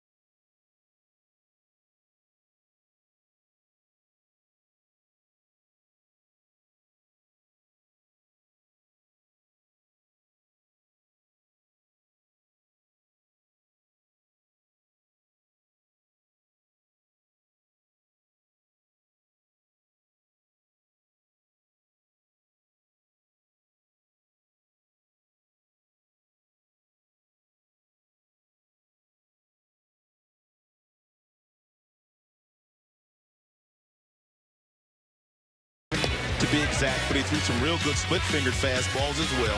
And he's working with a new catcher, Saltalamacchia, but it didn't look like these guys hadn't worked together quite often. Here are the numbers on Pelfrey today through 60 pitches. 3 hits, no runs.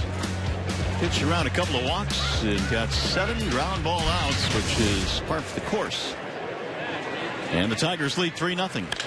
First pitch is bounced toward the shortstop. Machado has it there. 1 pitch, 1 away for Bruce Rondon, who has taken over.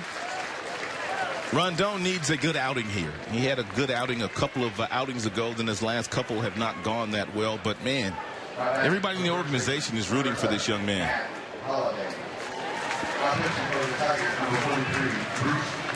So Rondon now will face Matt Holliday.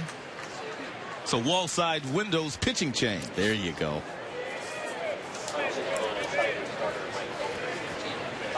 A couple of singles for Holliday. Holliday going to play a new position. First base this year. Yeah. And Matt Adams really struggled last year against left-handers when he was in there. So Mike Matheny, they got a first baseman's glove for Matheny, and in the offseason he was down in Florida taking some ground balls with Jose Oquendo, who handles their infielders, trying to prolong his career, because this young outfield now that St. Louis has, it might be tough for Holliday to get into that outfield on a daily basis. They can run a little bit out there in that outfield. And by playing first base, it might keep Holliday on the field a little bit more often. 2-0 from Rondon. Popped up. First base side, Mayberry. 2 gone.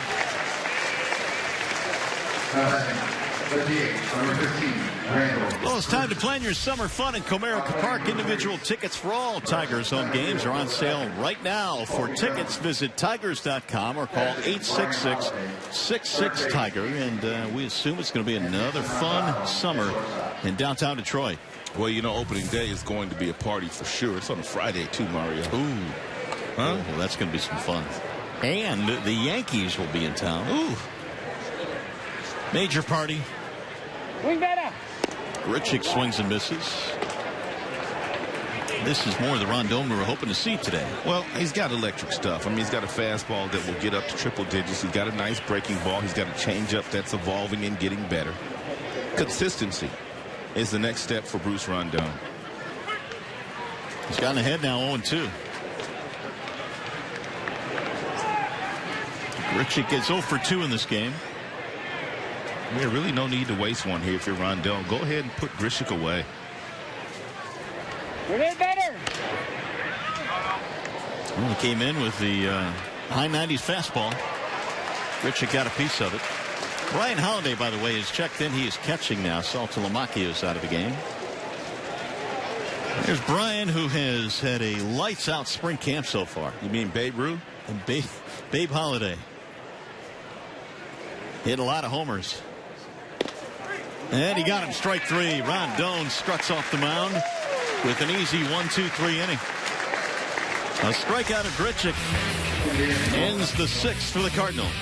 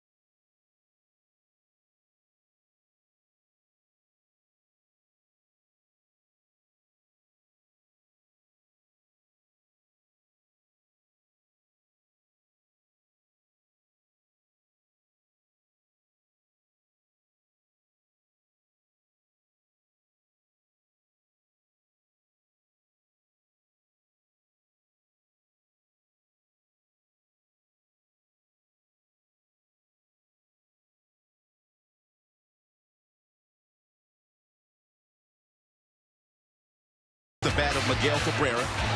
He went to right center field for that home run. And later in the game, it's Nate CHIERHOLTZ trying to make the club as a backup infielder, turned on one down the right field line for a solo shot, his second home run of the spring. Totaled it all up, the Tigers have themselves a 3-0 lead as we go to the bottom of the 6th. And Casey McGee will start things off for the Tigers. We'll look at a strike from the new pitcher for the Cardinals, Seth Maness, is checked in. Yeah, pretty much one pitch for Maness, and it's a power sinker. And because of that sinker, man, he gets lots of ground balls, and because of that, his team turns lots of double plays when he's in. Mike Matheny, many times, Mario, will go to the bullpen with a runner on first and bring him in, and he will get that ground ball to get that double play. Nice luxury to have. The 0-2 pitch. There's the ground ball to first base on the backhand, Rodriguez. And Maness will cover for the out. One gone in the Tigers' 6th. So when Maness is on the mound as an infielder, you know you're going to be busy. Here is CHIERHOLTZ. Nate slammed a homer, his solo shot in the 4th. Maness, a native of Pinehurst, North Carolina, 27 years old. Ball low, 1-0. 76 appearances out of the bullpen last year, 73 the year before that. That's a lot. You get into the 70s and 80s, that's a lot of appearances. That's into center field for out number 2. Maness is used like a left-handed specialist. Usually left-handers come in, face one guy. But you usually don't use that term for right-handers as specialists. But he is one. Well, we've talked about the Cardinals' rotation and their bullpen, and you like this team. A lot of people are picking the Cubs. Are you going to go with the Cards, or are you going to go with the Cubs? Whew. That's tough. I've been thinking about that. I've been thinking about that a lot. Here's Aviles. That Cubs team is awfully talented. I mean, there's no debating that. They've got a rock star manager in Joe Madden. They've got Arrieta, who won the Cy Young. I mean, he's good. I mean, they added Lackey. They've got a lot of additions. But this Cardinals team, man, 94 wins average the last 4 years under Matheny. They won 100 games last year. And for me, they've got a better pitching staff than the Cubs. Their pitching is better than Chicago's pitching, in my opinion. Yeah, top to bottom, I'd agree. Look at that stretch out play by Wilson. So when you add the fact that, yes, the Chicago Cubs have a wealth of talent in those young hitters and Schwarber and some of the other guys that they have, we've well documented the Cardinals have a very good young core group themselves. It's going to be fun to watch for sure. Yeah, I don't know. It's going to be tough to figure out who's going to win that division. Of course, you're talking about Schwarbers and the Bryants. A lot of really good young players, Rizzo. And they still had a pretty good rotation as well. They picked up Lackey and Hayward from the Cardinals. It'll be fun. There's a strike called on Dixon Machado. They re-signed Dexter Fowler as well. And Dexter was a really good offensive player, leadoff hitter for the Cubs last year.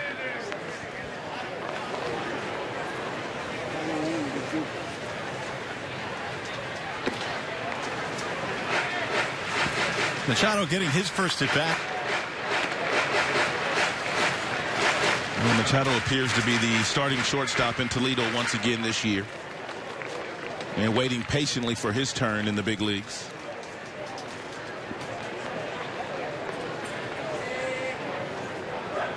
Here's the 1-1. Little chopper to the shortstop. He'll go the short way to get the force at second base. And the inning is over. No runs, one hit. Let's go to the 7th. I think technology should enhance service.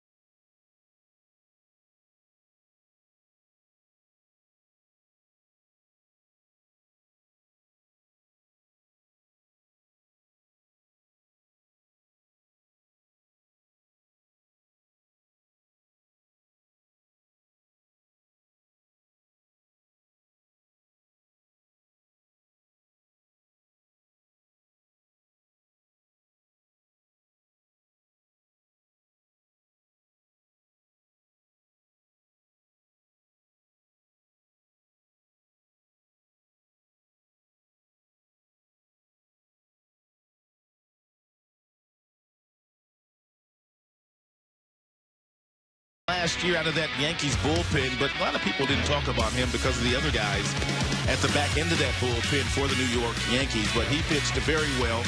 Power arm, easy gas at 95 miles an hour, and did his best work last year when runners were in scoring position. He was stingy at giving up base hits in those situations. And Justin Wilson this spring making his 5th appearance. And Wilson will be a big part of the back end of that Tigers bullpen, to be sure.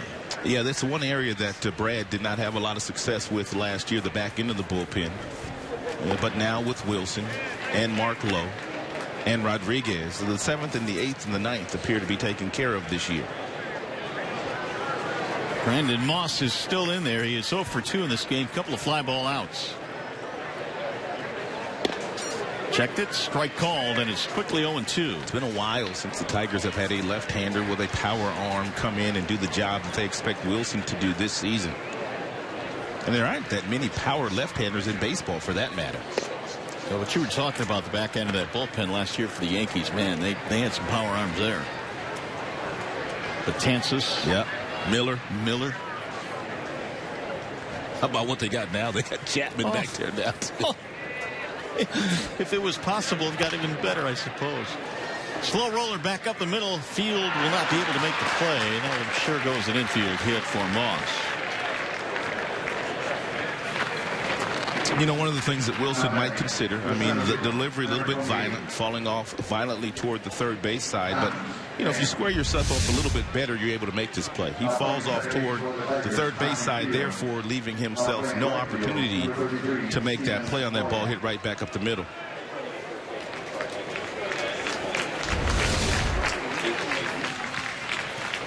So we've got a pinch runner now at first base. Hazelbaker. Thank you. I had no shot at looking that up. There's a ball high.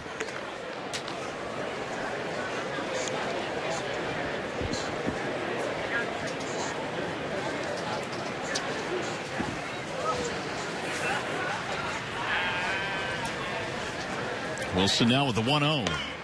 And that's in for strike. Number 91, Jeremy Hazelbaker.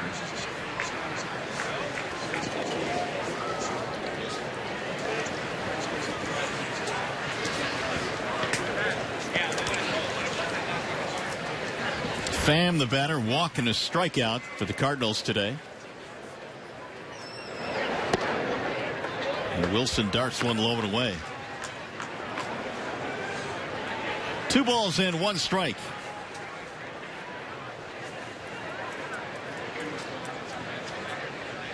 Rondon, an impressive 6th inning after 5 good ones from the starter Pelfrey today. That'll dart outside. Another thing about Justin Wilson last year is that only 16% of his inherited runners came around to score. That was the 2nd best mark in the American League. And a lot of times when he comes in games this year, it will be with runners on base. Missed it outside and walked him. So the first 2 men have reached here. 2 on, nobody out. The second baseman, number 35, Greg Garcia about to stand in. Tigers lead 3-0. We're in the 7th inning.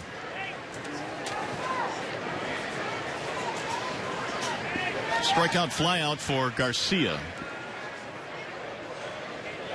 He now represents the tying run at the plate. Slap foul down the left field line.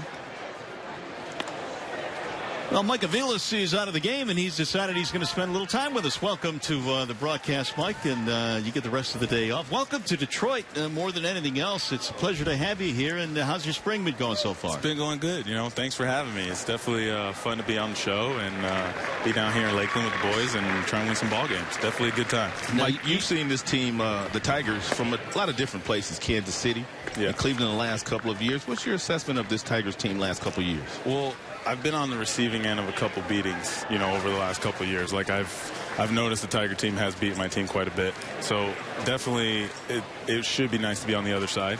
And hopefully, you know, we can continue that and win ball games this year. Here's the 1-1 to Garcia. It is low. Well, you get to play with Miguel Cabrera instead of against Miguel Cabrera these days. That's got to be comforting. Never heard of him. Is that the guy that plays first base? Something like that? Yeah, that's him. Oh, that guy, yeah.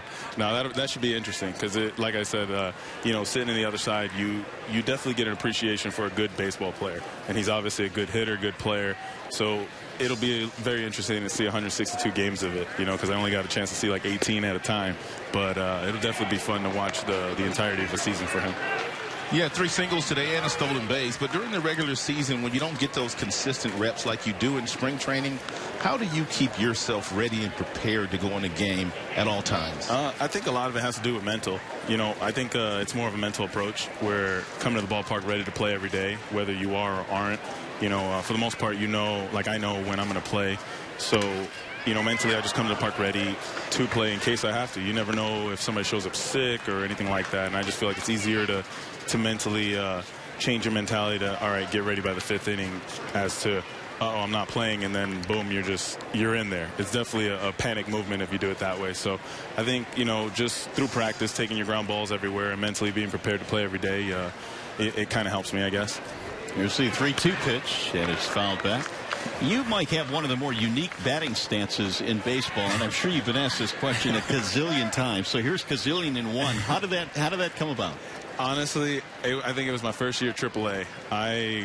It was like I was struggling, couldn't figure out how to buy a hit, and it was like I can't do any worse. I'm going 0 for 4 every night. So, I mean, what's going to happen? I'm going to go 0 for 4 tomorrow, and then I started hitting. It kind of helped me with my timing, and it was one of those, I can't change it if it's working. So, I mean, it's still around. It still works. So, I mean, once it stops working completely, then I guess I'll change it again. Well, whatever works, but we're happy to see it on a nightly basis as well. As am I. We've got some video of this swing, the whirly bird here, as Mike Aviles is now wearing Tigers colors this year. What's your favorite position, Mike? You're all over the diamond. Where would you like to be if you could pick one? My natural position is shortstop. It's the most comfortable I feel, but just because I've played it the longest, like through high school and college. But in all honesty, I've gotten to a point where I feel comfortable at all of them. As long as I'm in the lineup and able to try and help out the team somehow, some way, it really doesn't matter where I got to play defense. That ball's driven into deep center field, but the base is loaded. A running play out there and centered by Jones. Yeah, we got Jacoby out there. He can run down some balls. Yes, he can. Then it goes sack line and RBI. That ball was hit to the wall and left center. Nice play. And the Cardinals are on the board now. It's a 3-1 ball game. Let's check out this catch before we get back to you, Mike, real quick. This was a nice running play. Covered a lot of ground. And Jacoby Jones, one of those guys as well. They can play the infield or the outfield. And it's the first out of the inning for Michael Ohlman now. Jacoby Jones is a stud, too, man. Have you stood next to him? That's a big boy. Goodness That's gracious. a big boy. He's not your prototypical shortstop, that's for sure. No, not at all. And then he plays all over. He could run, too. Hey, Mike, on a personal note, I wanted to talk about your daughter. I know you came into camp this year and you had to be feeling really, really good because your daughter, I believe, is Adriana, is that correct? Yes. Yes. She had leukemia, was diagnosed with that last year, but so far so good, it appears. Huh? Yeah, everything's been going well. You know, it took a while to get her into remission and a lot longer than normal. So she was categorized as a high risk. So, you know, just the bone marrow whole thing, it was just one of those things where the doctors thought it was best if you just do a bone marrow transplant. It's tough on the kids sometimes, and she took it well. She did well, and she's recovering. She got her lines taken out yesterday, so she's pretty much free. Anyone who has a child that went through either bone marrow or cancer knows that there's either a port or a Broviac line sticking out somewhere that they do their medicine so they don't get poked with too many needles. But she's completely free of all that. She's going to be down here tomorrow, and I'm so pumped. I'm so pumped to see all my kids, and they'll be down here tomorrow. You know what else she has is a daddy with a great disposition, a great outlook on life, and that's got to help too. And always smiling. She has good parents, I'll say that. I mean, my wife's a good lady too. She definitely does a lot for our family, and you know, the whole time it's been since day one, I told my wife, I was like, we have to be the strong ones here. We have to put her on our cape, we have to put on our mask, and she doesn't need to see our worry, our fear, or any of that. She needs to see our happiness, because that's going to help us.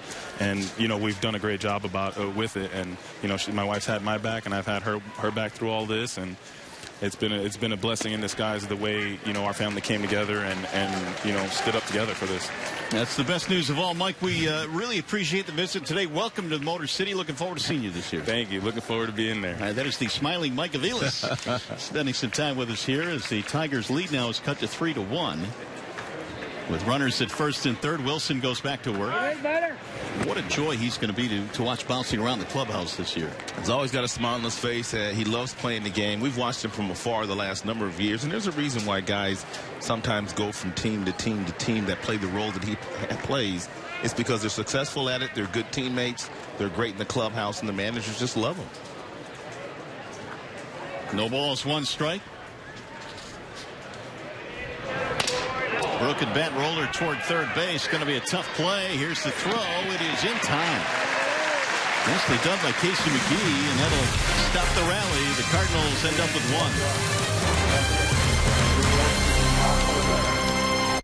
Red Wings at Blue Jackets, Thursday on Fox Sports Detroit.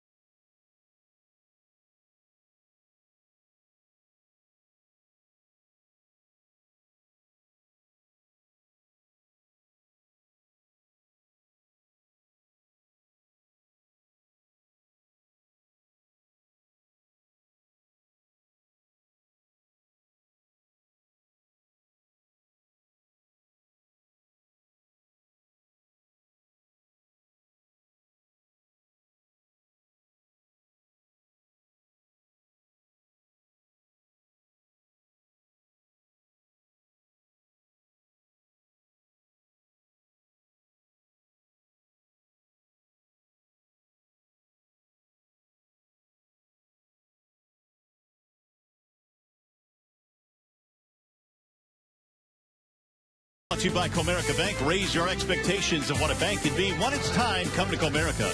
Your Metro Detroit Chevy dealers. Visit ChevyDetroit.com. See why Chevy drives the Motor City. Wallside Windows. We can do that. We are the factory. And by Weingarts. Everything from lawn to snow.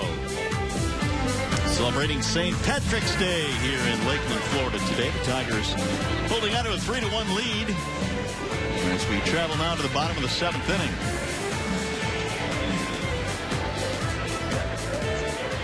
Got a new pitcher now. That would be Marco Gonzalez for the Cardinals. Left-hander. Jacoby Jones, the first man to face him. Many of the starters getting the rest of the day off.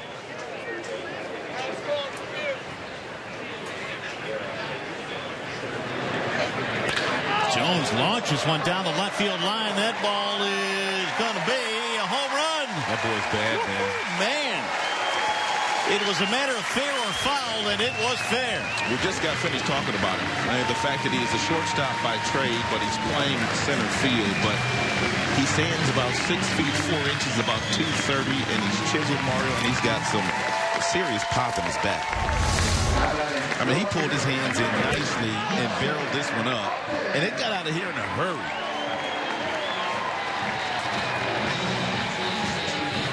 Well, we've spent a lot of time, Rod, talking about the great pitching the Tigers have gotten in return last year for, you know, the trades that they made. But this kid, man, he's going to be a nice offensive piece. Yeah, Tigers acquired him from the Pittsburgh Pirates in the Joakim Soria deal. How about these swinging Tigers? 3 more homers today. That'll make it a 4-1 game. And they've now hit 35 long balls this spring. 16 homers last year for Jones, and he drove in 80.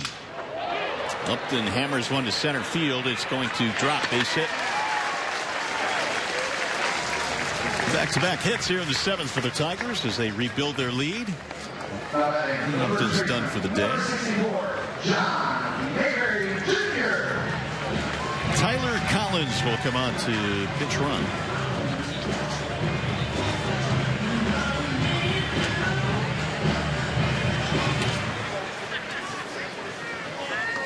Upton done for the afternoon. Here is John Mayberry Jr. Strike one on Mayberry.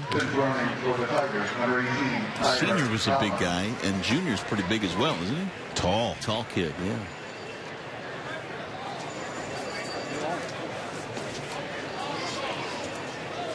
Here's the 0-1. High chop to third base. Crow is in time on the running play by Wisdom, who has taken over at third. One out. Hey, don't miss out on the April Party Suite special available for select games in the month of April. Package includes 18 suite tickets, 18 soft drinks, and 6 pizzas. Pizza. For information, call 313-471-BALL or visit tigers.com. You're making me hungry. I know it. So J.D. Martinez is done. Ficocello will come in to pinch hit. Ficocello, really good prospect as well in the Tigers minor league system. They really like him a lot. Did very well in the Arizona Fall League this offseason. Well, again, the Tigers have some really nice pitching prospects, but we're seeing some pretty good hitters too. Dominic Ficocello. Look at those numbers: 60 stakes, 293 batting average. They've seen Jacoby Jones. They've seen Mike Gerber. These are solid minor league bats. Those are 3 guys that should have a chance to play in the big leagues at some point in time. I mean, you don't know exactly what they're going to do, but those last 3 guys you mentioned, they're going to play in the big leagues. Ficocello's got some nice size on him as well. Off the end of the bat, foul.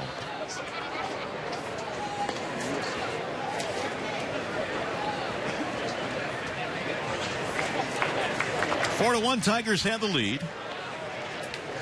Ficocello last year an all-star here in Lakeland. Also won a Gold Glove.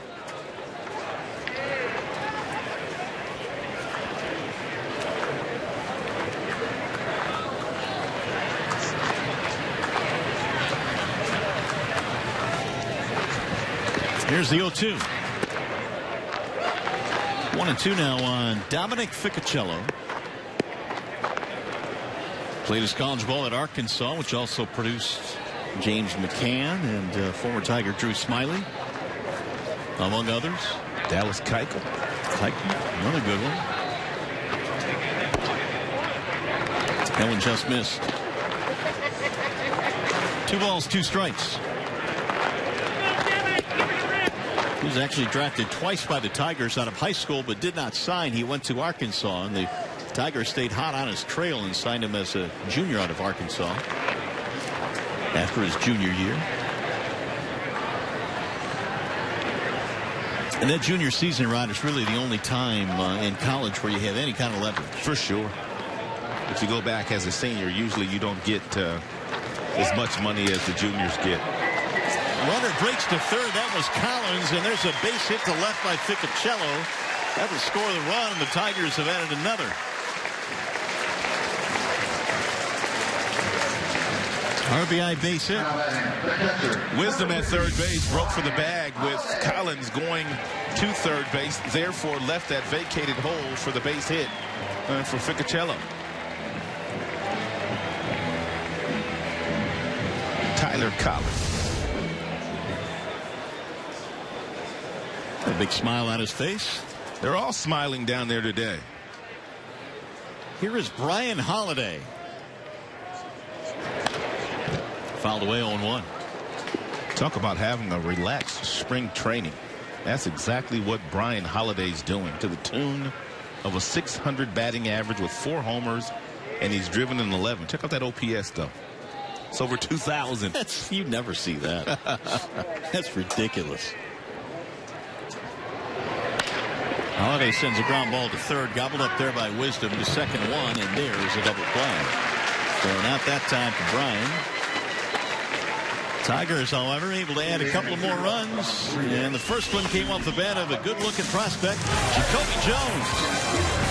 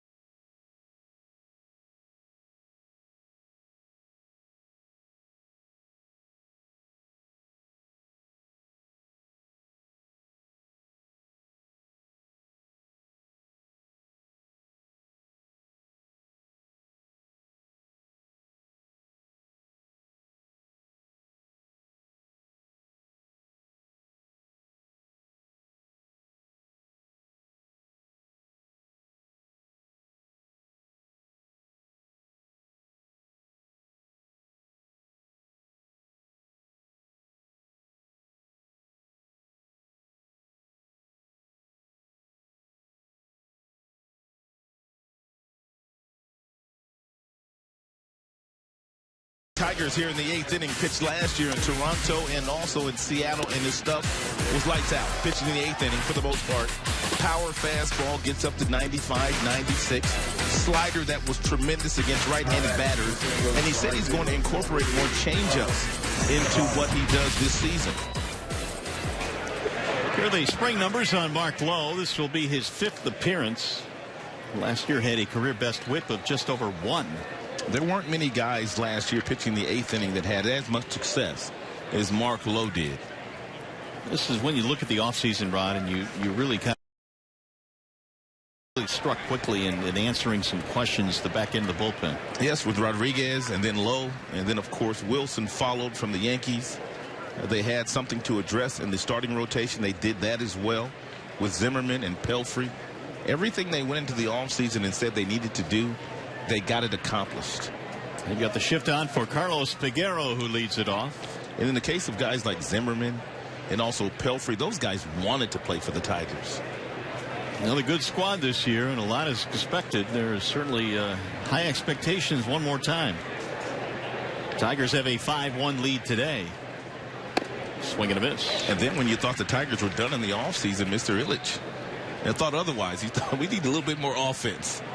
And go out and get one of those big guys that are still out there. And then Justin Upton came aboard.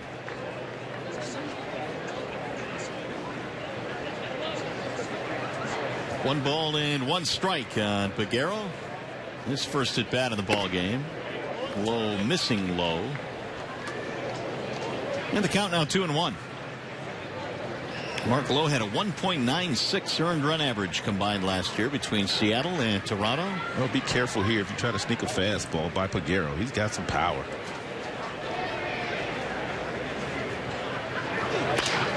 Peguero is also 6 for 12 in spring training this year.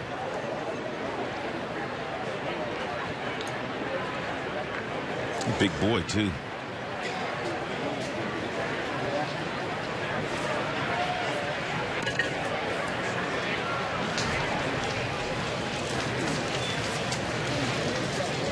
Two and 2 on Peguero.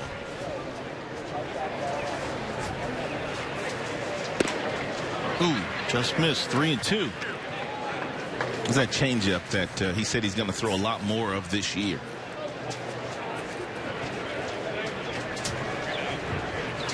.6'5", 260. Mr. Peguero. Yeah, I said he was a big boy.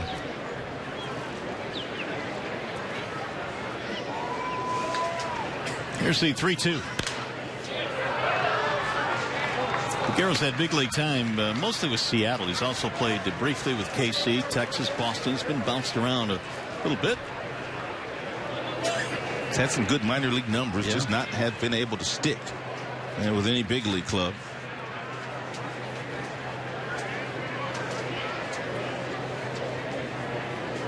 Mark Lowe will be beginning his 11th major league season this year. His 3-2 is strike 3 call. Guerra didn't like it. 1 out. The first baseman, number 92, Jonathan Rodriguez. Here's Jonathan Rodriguez now with 1 away.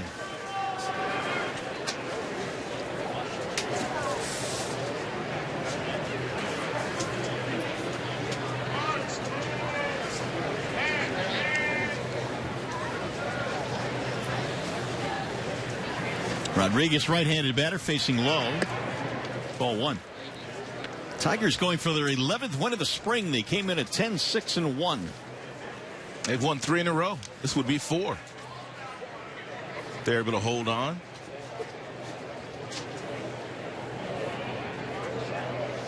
Here's the 1-0. A little bit outside. 2 balls, no strikes. Well, Brad Ausmus has seen his team win 10 games, and here's where they stack up in the Grapefruit League. Toronto's only lost twice all spring. Waving to miss. The American League East is going to be very interesting with Toronto. Of course, Baltimore. The Yankees with that back end of that bullpen is going to be scary. They're going to play 5-inning games every night if they need to. The 2-1. You wonder if that Blue Jays offense can duplicate what they did last year, and they were absolutely deadly with the bat. They're going to be good. Yeah, those guys have done it for a long time. Donaldson, Encarnacion, and Bautista. It's a pretty good trio right there. It is. Here's the 3-1. In there. He was headed to first, but called back by Mark Wagner. 3-2.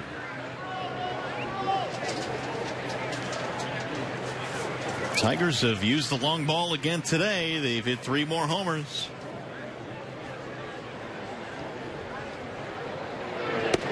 And he lost him, ball 4. Well, Tigers' new general manager Al Avila talks about how he addressed the bullpen early in the offseason.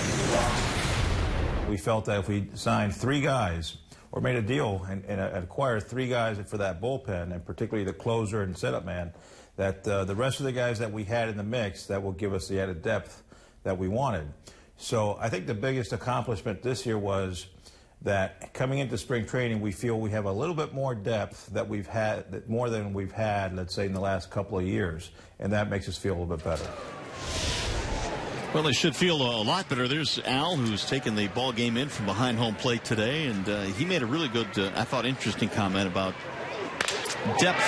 As that ball is shot to right field, a base hit. And they put runners at first and second.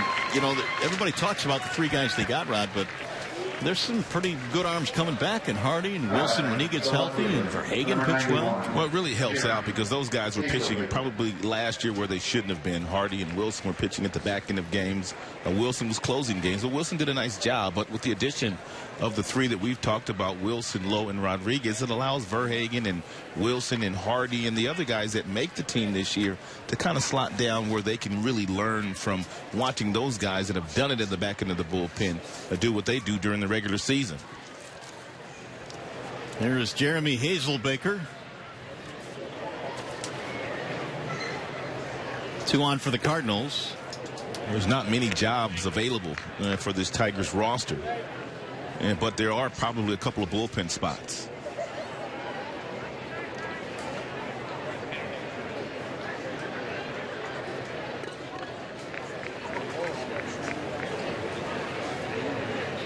Hazelbaker played at a couple of different levels last year in the minor leagues.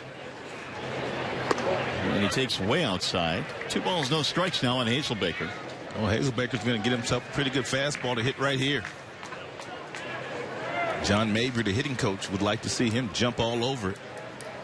Bill Miller is their assistant hitting coach. Bill Miller won a batting championship. He did in Boston. Let's see what he does on 2-0. Drill deep to right field. He got himself one and parks it over the wall. A 3-run shot for Hazelbaker. That's why you stay out of those counts. 2-0, 3-1, 1-0. Especially if you can't overpower the hitter. He did exactly what he's supposed to do with that ball. He had 13 home runs in the minor leagues last year, so he has some pop, but he put it on display there to make it a 1-run game. It's a 2-0 fastball that's right down the middle. He was looking in one zone, and he simply just pulled his hands down into the strike zone and barreled it up nicely. Moya in right field simply ran out of room. 5-4 lead now for the Tigers. After the 3-run shot by Hazelbaker. Patrick Wisdom is first at bat.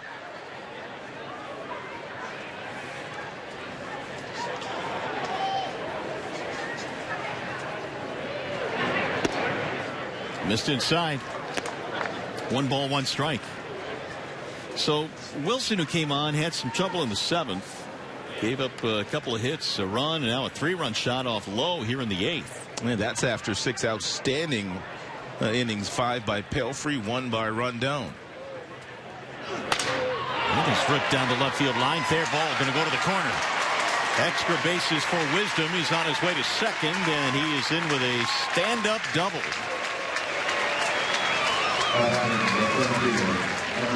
Now the tying run in scoring position.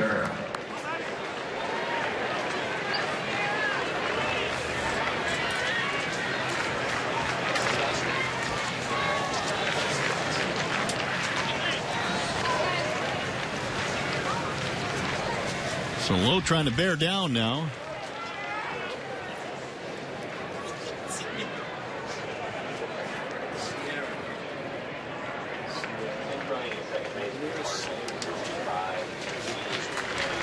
Got a pinch runner now.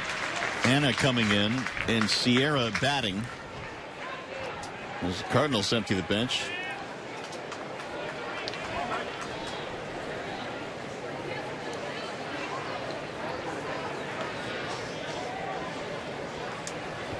Tying run at second.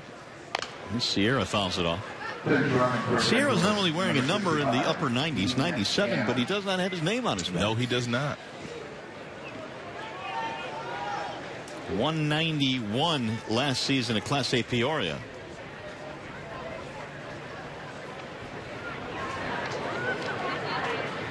He drives in this run here. They might want to think about putting his name on his back. Got to get that 191 batting average up. That's probably the bigger issue.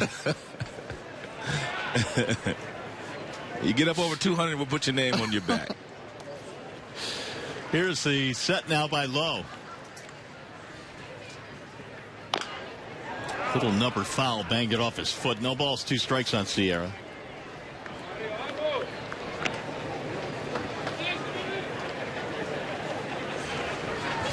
That home run for the Cardinals now makes it 4 home runs on the afternoon between the two teams.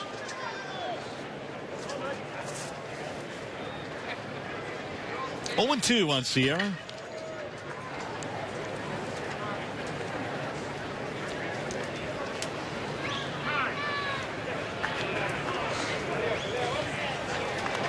Pelfrey started this one, another 5 shutout innings, which is what he did in his last start.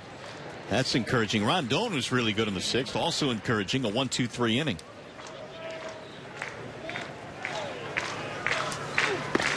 A little bit outside. 1-2.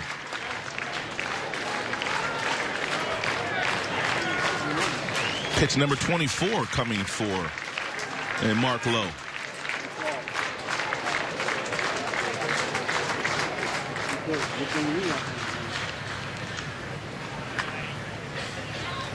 The 1-2.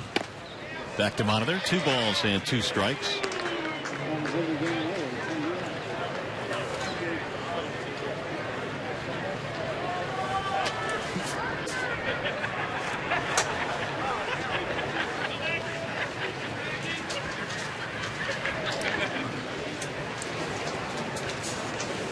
Tying run at second, 1 out.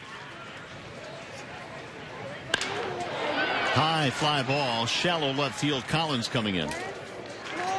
That'll be the second out. Hey, Detroit Tigers spring training baseball is live with MLB.com at bats. Stay connected all spring with radio broadcast, video highlights, stats, news, and more. Download MLB.com at bat, the #1 app for live baseball on your smartphone and your tablets.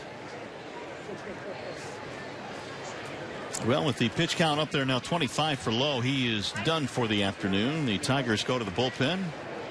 And we have a pitching change here in Lakeland. We'll be back.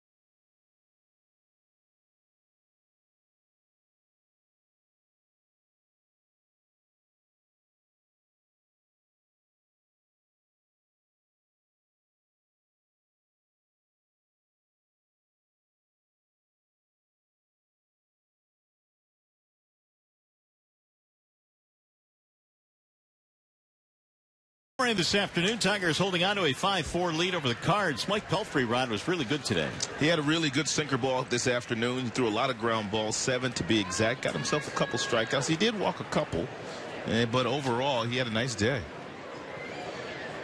And so the Tigers go to the bullpen now. Logan Kensing will come in for Detroit. And last season in the minors in 19 games, 32 in the third, had a 2.23 ERA. Opponents hit just 240 against Kensing last season. And the first one is in for a strike from the right-hander. And low three-quarter arm slot. He got a nice little sinker. That last one, velocity 91. Anthony Garcia's first at bat.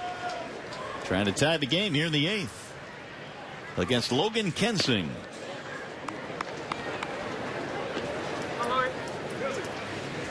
Young man out of San Antonio, Texas.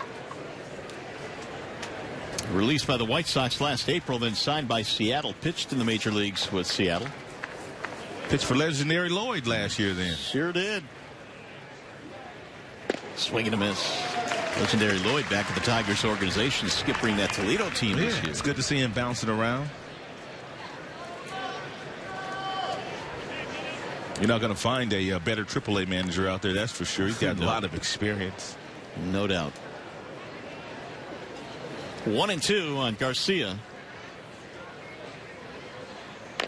Little chopper hit slowly back up the middle. Quick throw is in time for the out. Kensing does the job.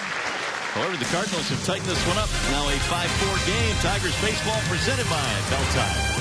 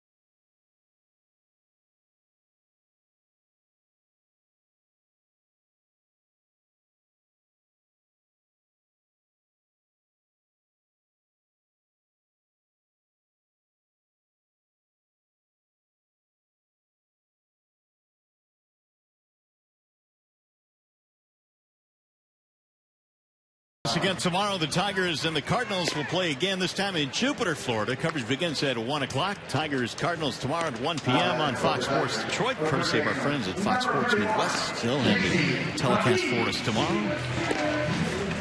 And the probables for tomorrow's game brought to you by Gordon Chevrolet. Pretty good matchup. It is a pretty good matchup. The ace of the St. Louis Cardinals, Adam Wainwright, will be going up against Matt Boyd. Well, the Tigers have a 5-4 lead now, and on to pitch for the Cardinals is Juan Gonzalez. He's been in only 3 games so far this spring, logging 3 innings with a 3 ERA. He's consistent. And hitting .286 against Gonzalez is the league. This is the same guy that used to play for the Tigers and was a big power hitter for the Rangers? Is it? No. That's the Juan Gonzalez. You know it. Pretty good play up the middle there. Maybe he is nice range. Cotto, nice play. Now batting, Florida Cuba, number 33, Stephen Moya. He ranged far to his left. I mean, this ball is pretty much up the middle. And then he realized after he turned, he had plenty of time to get McGee running down the line. 1 out. Here is Stephen Moya, who really has kind of made his mark this spring. Light starting to come on for Moya.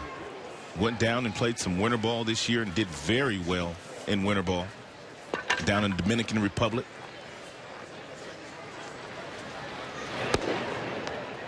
Gonzalez missing low, 1-0 to Moya.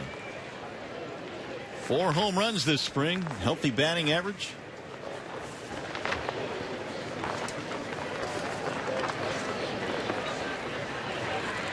Homers last year at Toledo. We know about his massive power.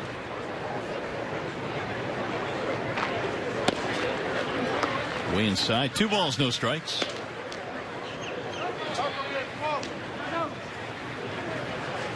.6'6", 229. Native Puerto Rican, only 24 years old. Also played winter ball this past offseason and had some good numbers as well. He played in the Dominican Republic. Hit almost 300 with 4 homers. Big rip there, and he fouled it back 2-1.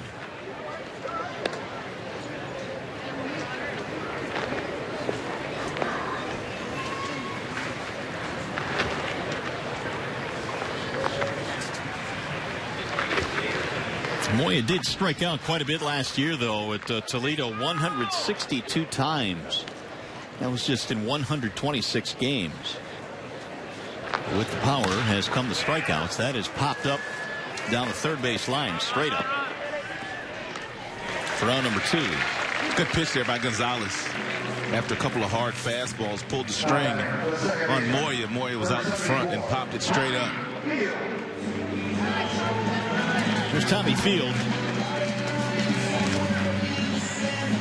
He took over for Vilas. Mike had a nice day. 3 hits and a steal.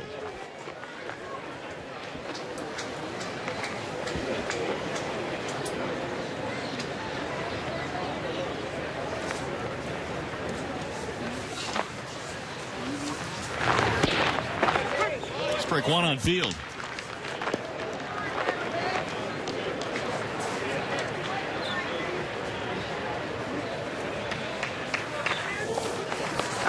AAA for the Rangers last year. He did play 14 games with the big club, hit .195. He'll go to the backstop.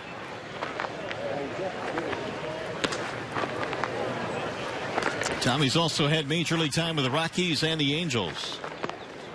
Bounced around quite a bit.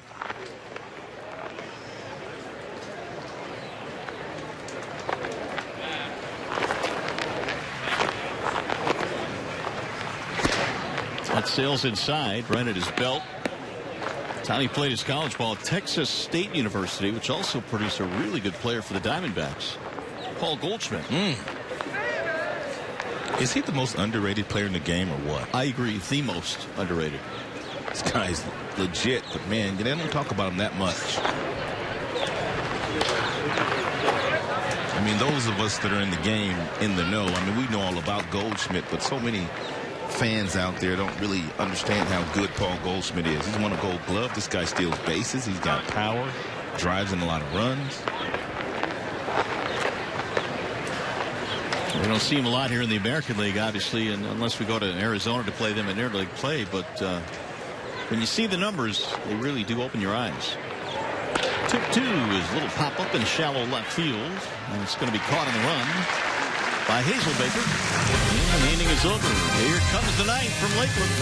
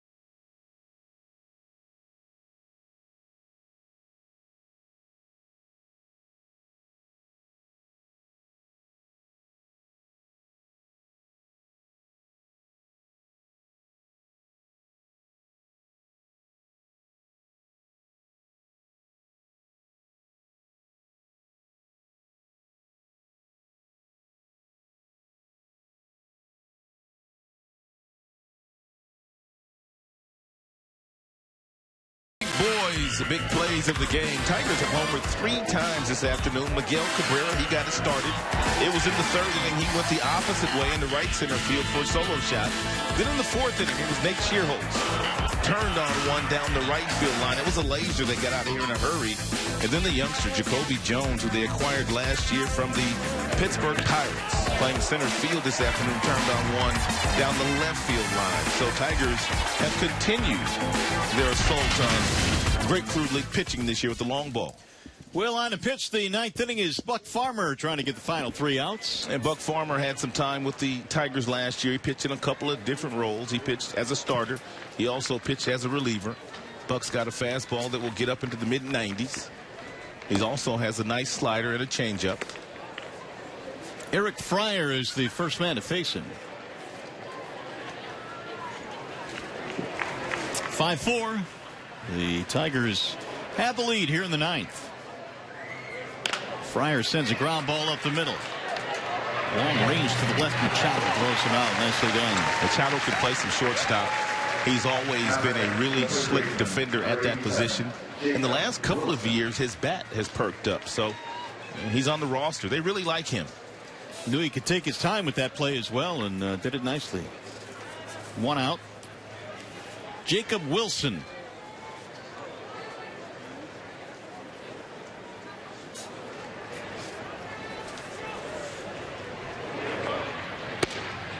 And Farmer throws strike 1, 94-mile-an-hour fastball. And Buck Farmer's in the mix as well for one of those bullpen spots we were talking about a half inning ago. There it is, better. And you figure that Lowe and Wilson and Rodriguez are locks. Verhagen for me is a lock, as is Blaine Hardy, and which means there's probably 2 spots out there. Does Shane Green get one of those spots if he's not the 5th starter? I would think that's a good bet. How about Norris? Does Norris go to the minor leagues if he doesn't make it as the 5th starter? Yeah, I would think so. I think he's got to pitch every 5th day, don't you? I agree. But it would be nice to have that left-hander. That left-hander in that starting rotation. No doubt.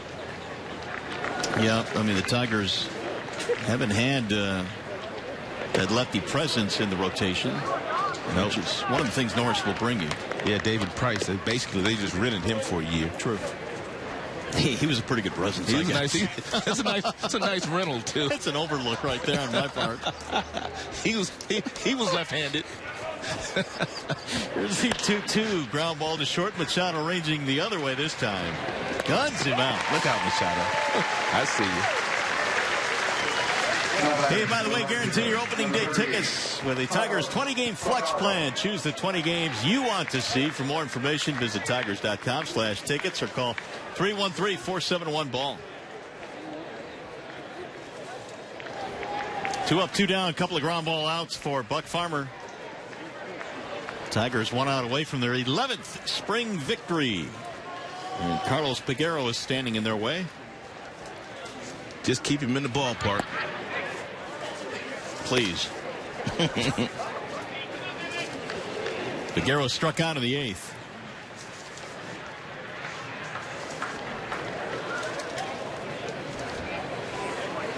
Here's the 1-0. A little bit outside. 2 balls, no strikes. Here's that damage count again. And be careful if you decide to throw him a fastball. Well, Mark Lowe fell behind Hazelbaker in the 8th and paid for it with a 3-run homer. Good pitch. Outstanding pitch.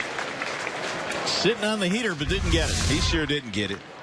He got a change up here, and it was a dandy. Beautiful pitch by Farmer.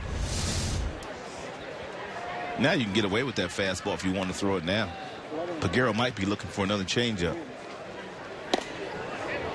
Made him dance. 3-1.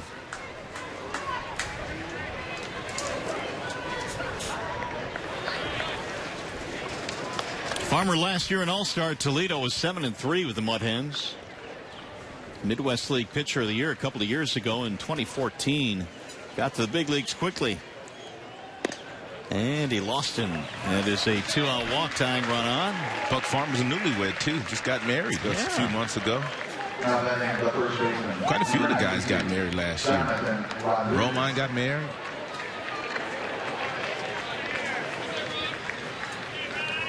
Here's Jonathan Rodriguez with 2 outs.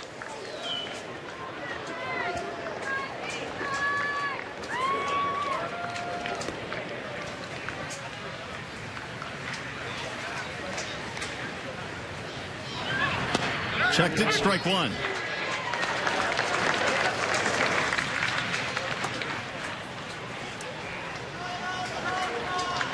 Buck last year also picked up his first major league hit, and that was at Wrigley Field.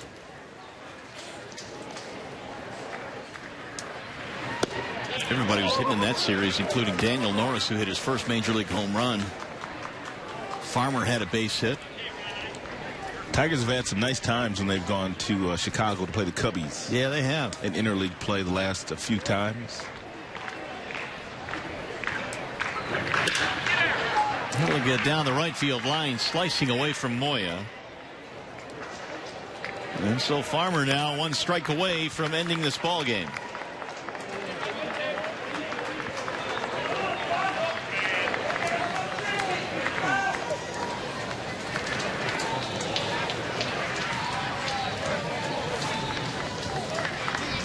One ball, 2 strikes.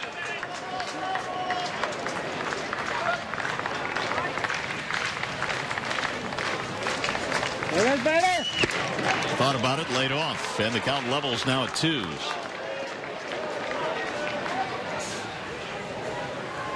Tigers today have had Pelfrey, they've had Rondon, who is really good, Wilson.